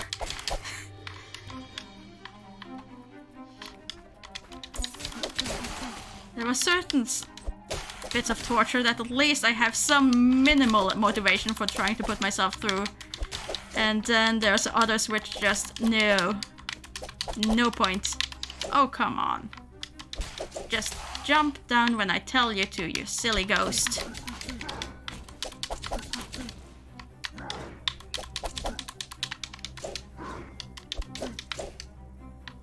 There you go, you're dead. All is well in the world.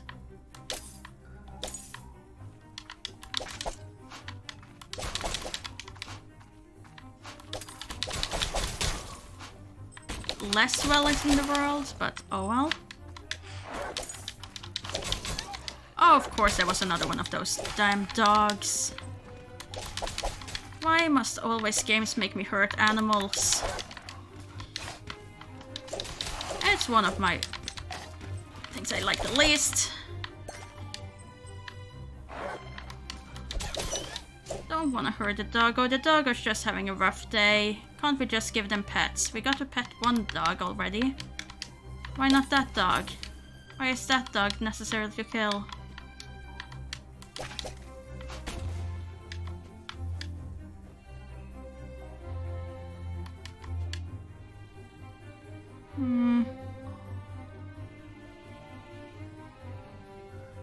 Chances of completion only go down by reflex atrophy. It's much better to move on and do something else. It's like finishing a bad book. If the book has not hooked you after 50 pages, it's time to let go and read something else. Yes, but sometimes you really want to read that bad book. And sometimes you just want to read a bad book because you want to read a bad book. You don't want to read anything good. And... okay. Fine. I guess plummeting down wasn't the worst that could happen.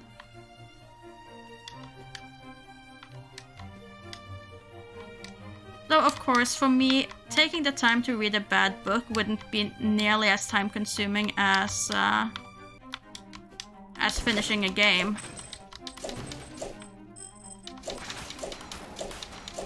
Because I read far too fast for that to be an issue. Oh, come on.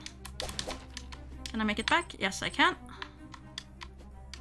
So reading a book is hardly an effort.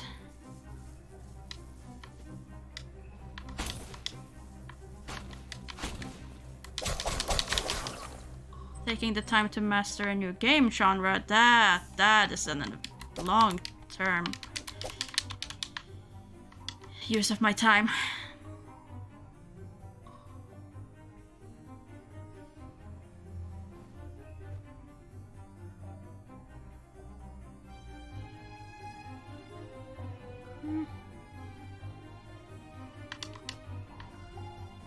Oh, see, there's bad movies that I absolutely love more than some good movies, though, because I love that they're that level of bad. Oh, sadly, I can't think of the title of it now, right off my head. But there's, oh, what was it called? Oh, it's one of those. It was so bad I had to make sure I could keep it for all eternity. So it's on the hard drive. Oh, what was it called? Oh, that's gonna bother me. Oh, oh, what's it called? I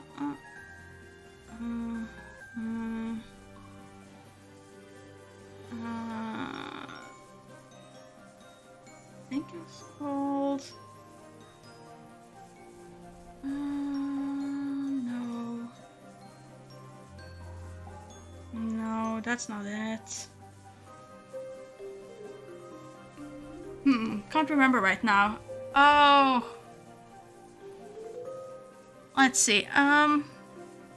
Give me about a second.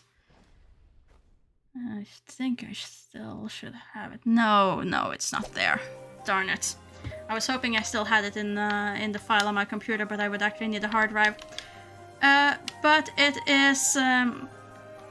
it's basically the well familiar topic of humans bring dinosaur back, and they have a giant locked stadium where they're gonna show off these newly created dinosaurs, and of course things go horribly wrong, and the dinosaurs end up flaring through the entire conference room. And you have one which I think was called Charlie, which I think was the raptor, because it's always the raptors, isn't it? And it was just, it was gloriously bad. Absolutely gloriously bad. Also, am I just supposed to go through this repeatedly until the end of time? Like, how does this end? How do I make this end?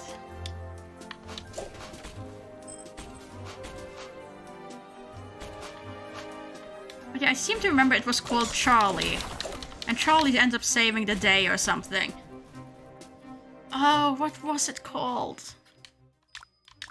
Oh. Oh, this is gonna bother me.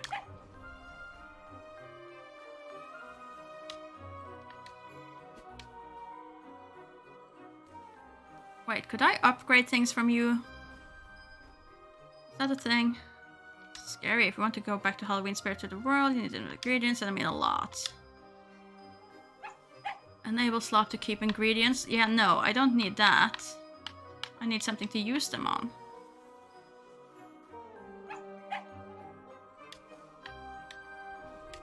I was hoping for something besides staying in limbo. There's a bunch of candies, not so many pumpkin seeds. It's a pumpkin store. Can you sell me anything?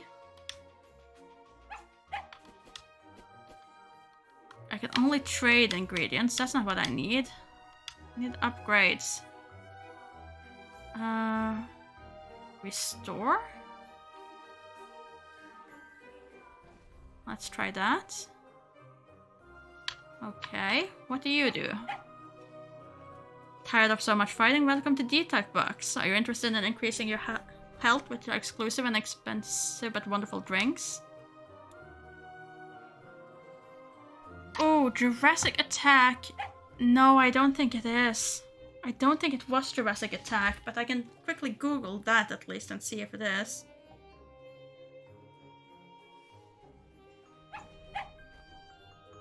No, no, it's not that one. It's not that one. You know what? No, I'm not letting this go. I want to know what that is, darn it. Sorry. But that is gonna bother me if I don't find out.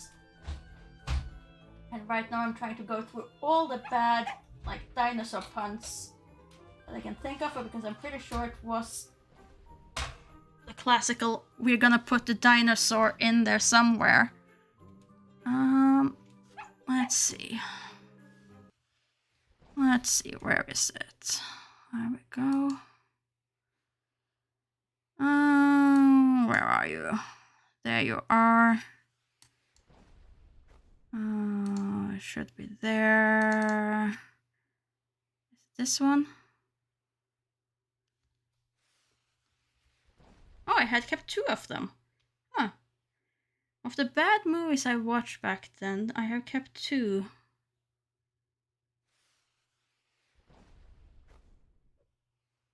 It's from 2013 and it's called Age of Dinosaurs. A retired firefighter sets out to save his daughter after a biotech firm creates living dinosaurs which escape and terrorize the city of Los Angeles. That was what it was. Age of Dinosaur. I kept that, and whatever on Earth Orc Wars from same year is. I think it was made by the same company.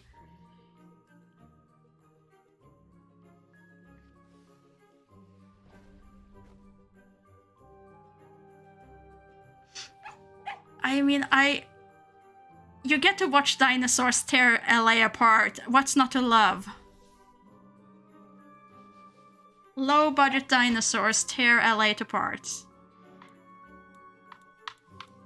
Let's see. Regenerator. No, don't have anything that I can buy right now. 2013, yeah. Did I say something else? I'm googling Dinosaur Stadium Massacre. That's also 2013. 2013 was just the year for bad movies, apparently. Especially with dinosaurs.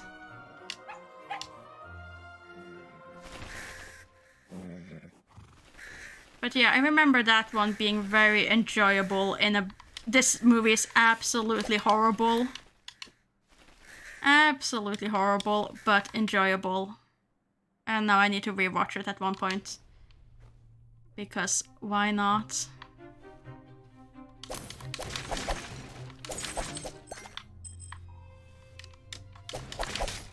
But then again, I am one of those people who do rewatch and reread movies. I know some people are completely against it. Why watch something I've already seen if I can watch something new? Whereas I am a sucker for rewatching movies and rereading books. Which I think I also brought up as a point when I did Contradiction. It's the same thing. If I enjoy it, I don't mind, and great enjoyment from rewatching or redoing it as well. Sure, I could try something new, but sometimes you don't want something new. Sometimes you want something old that you're familiar with and you know what you're getting.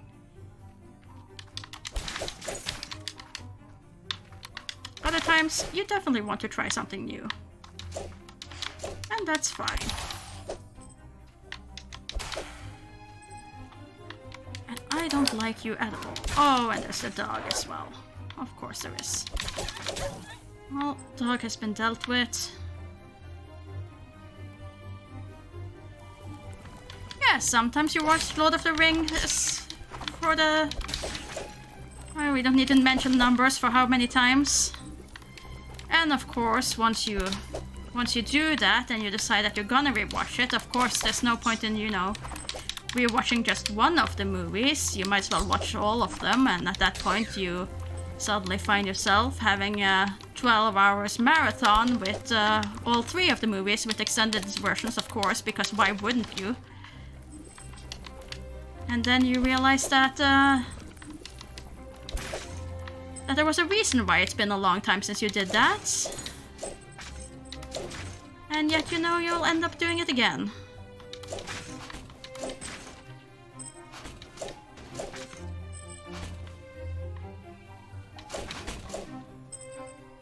Hi there, Bellcat. Hope you're having a great day. It's going fine. Can't say I'm quite enjoying this demo. Oh dear, no. No. I picked it up because of the artwork, but it's not my type of game. I am at this point pretty much waiting for that timer to run out, but you missed some very explicit hand-holding earlier. So that was fun in our previous demo.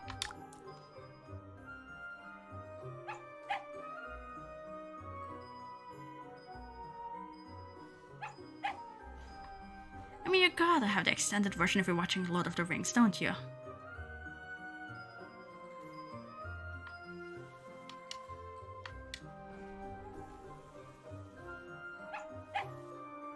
But yeah, at this point I have just accepted that that is something to... If I'm rewatching the Lord of the Rings movie, that's make a day out of it. Go all out and just create an entire Hobbit feast, which I found on the internet, which is basically you eat all the Hobbit meals. So you have first breakfast, second breakfast, you have the 11 scenes, you have all the meals, and it's timed so that you know when you need to do the things from when you watch the different movies. Let's just say you're gonna be in a food coma, and if you survive the day, then you're done well.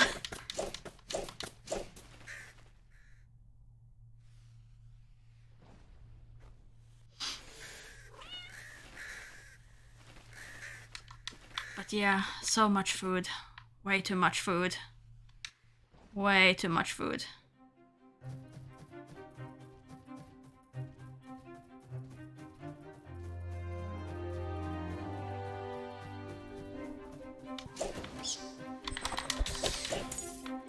See, the thing is, eating small portions while you're watching a movie is really hard if you have it in front of you. At that point, it has to be small portions on the plate.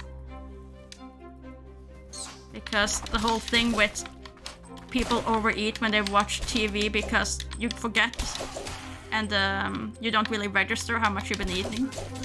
So you keep eating. It's apparently a thing.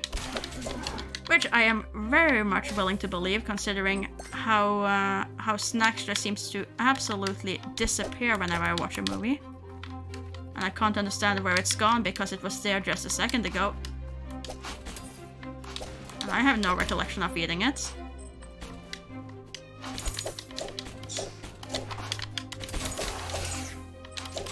Same thing with popcorns at the movie, like that popcorn disappears so fast.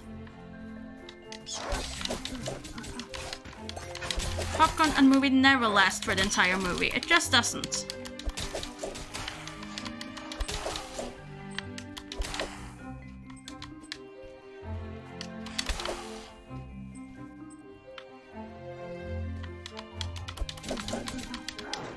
Yeah, I figured when I'm sitting down to watch a 12-hour Lord of the Ring marathon isn't the time to, you know, have a diet.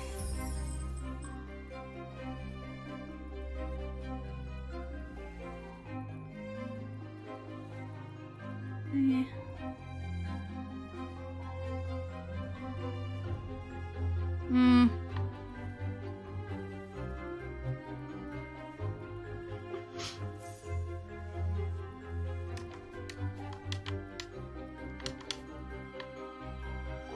I think the last time I went to the movies, I was reminded like, hey, movie haven't even started yet, half the popcorn is gone already. Like, okay, fine, but popcorn. It's good.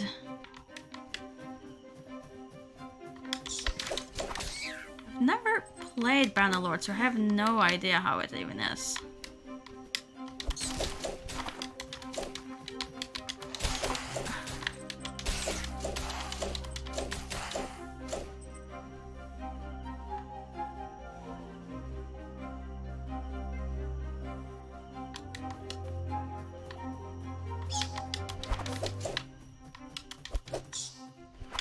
Oh, come on, stupid bat. Surely I can get up there somehow. No? But there's a box there. I want the box. Give me a box. There we go. Made it. Wait, I can stand on this tree as well? That wasn't very clear. I didn't think this tree was a thing. Oh, but how to get up to the bird? I need to get up to that bird.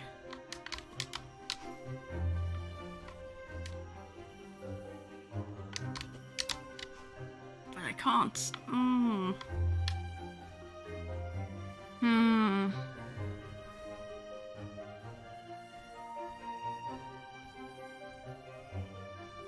Ever finished whatever I bought during the trailer?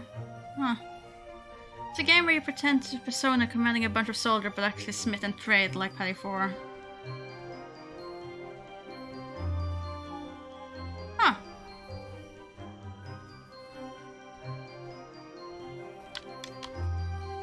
Oh, come on. Can't I just go up and say hi to the bird? Why, game? Why don't you let me do this? Why won't you let me have any fun? I was almost stuck on a pixel there that allowed me to do it. Come on. Just let me say hi to the bird. It has a thing. I'm curious. I'm curious by nature.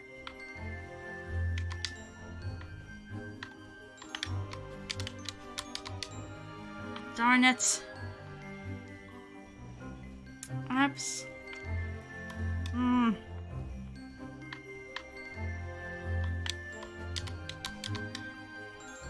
Fine, I will accept defeat. Stupid bird.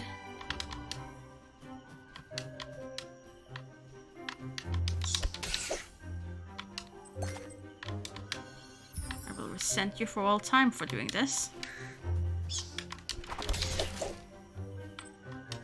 Can I stand on this branch? I can. Not that I have a reason to, but I can.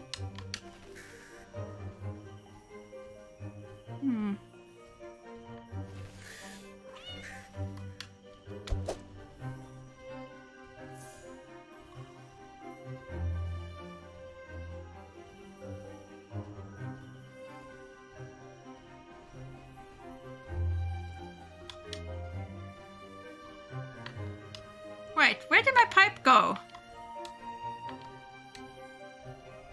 I don't have the pipes. There's only one down here. That's strange. That hasn't happened before.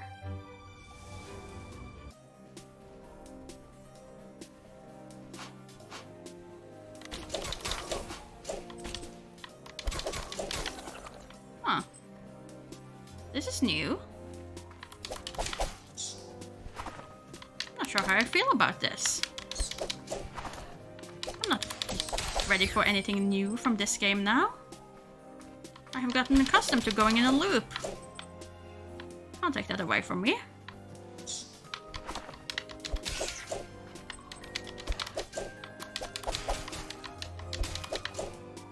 I've grown accustomed to a routine. A set way for this game to progress. Where did that dog go? There you are. Oh, now you're gonna run all the way back there again. Fine, I'll leave. Just be like that. And I'm dead. Well, at least that didn't change.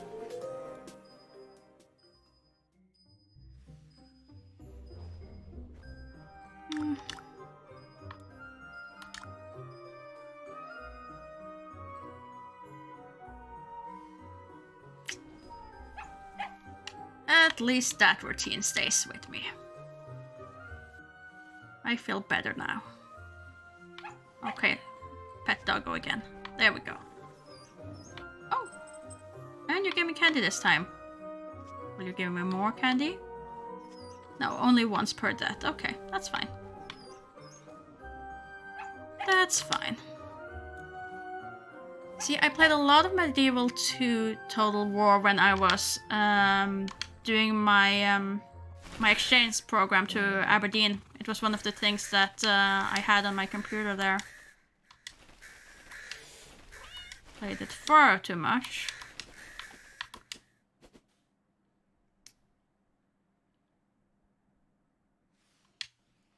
Far too much. It's me and the girl across the corridor of the dorm. She started playing it because she watched me play it, so she also got it, and then it just ended up with us sitting, playing separate games, but with our dorm rooms open so that we could call over to the other one about what was going on in our game. It was enjoyable. It was fun. Good memories. Good memories.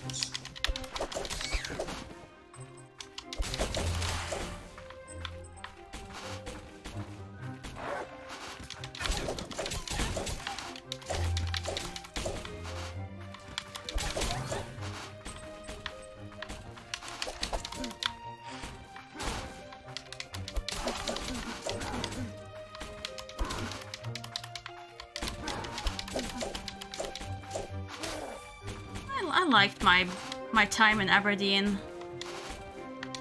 It was over far too quickly. My grades absolutely were horrible for that semester, but I had a lot of fun.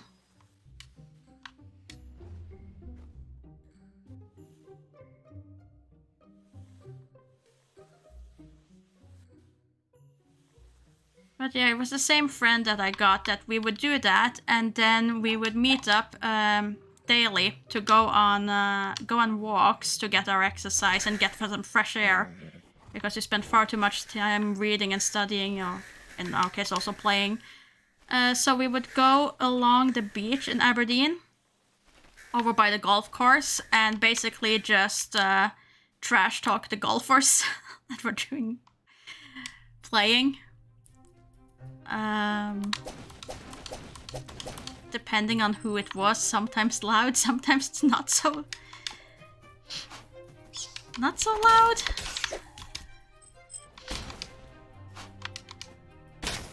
But yeah, it was fun times. Like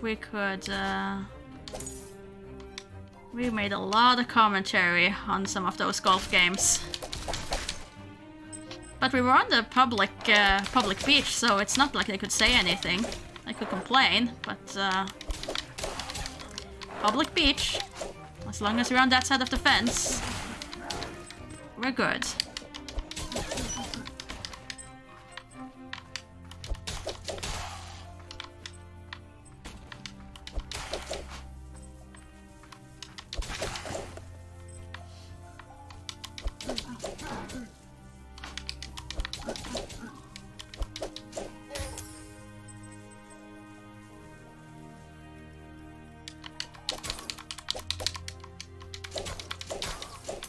Got your exercise and you got to trash talk golfers. It was a very enjoyable time.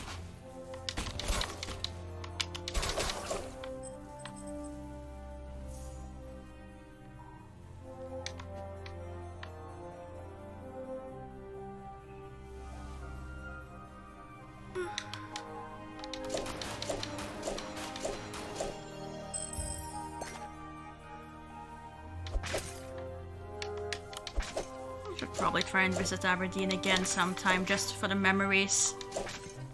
See how it feels now. Though it's been so long that I have no idea what even has managed to stay open of the things that I enjoyed back then.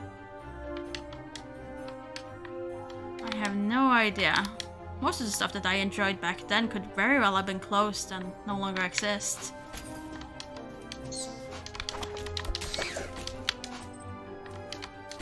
Oh, come on. Why you gotta be like that?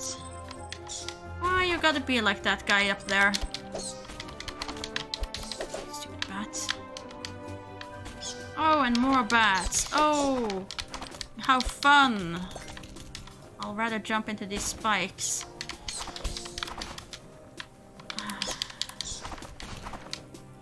Leave me alone, bats. Just leave me alone.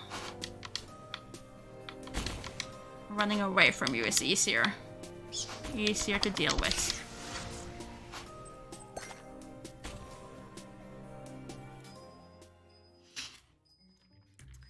Yeah. It's not like Norwegians ever gone over that to Scotland for a bit of fun before. It's no precedence of that. Never. However, I think that's enough of this. I see on the timer that we are past the 2 hours that I usually do dedicate to these demos. And I don't think that this demo will show me a lot more that I haven't seen already. It's not a game that I will ever pick up. It's not for me. I don't like the writing. The writing and the aesthetics was the two things that I was hoping might make me keep playing this. Writing is definitely not worth it in my opinion. I don't like it when things try to be clever in the way that, oh, we're gonna spookify everything with Steve Jobs and Facebook and yeah, no. Just it doesn't make it amusing to me. So not for me. Touchstarved. I know myself well enough. I'm gonna end up getting that game. I'm gonna end up spending way too many hours in that game. But oh well. Such is life. Learn to accept your weaknesses and you'll be happier in life.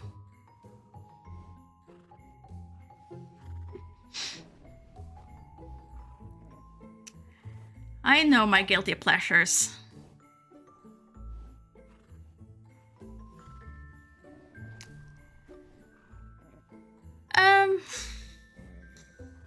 I may or may not stream it. I'm gonna have to check. I mean, currently I have all of April already sorted.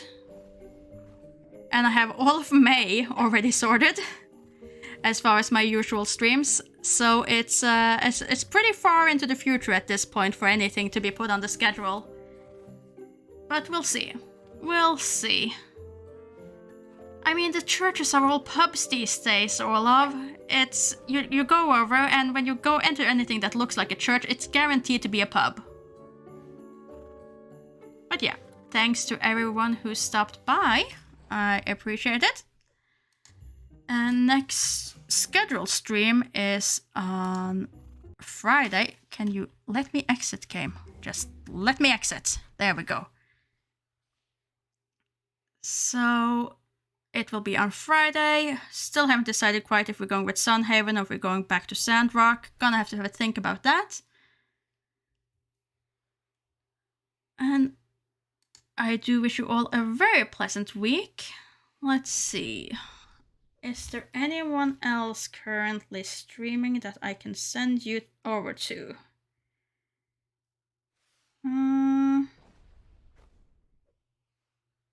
Sure. It seems like Fishlip is playing Bud Bowl. Oh, Jake is up? Is Jake playing again? Huh.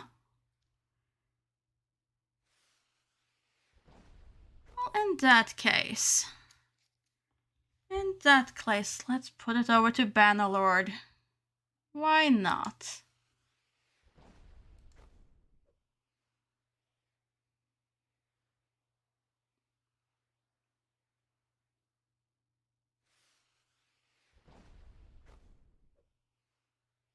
There we go. Until next time, goodbye.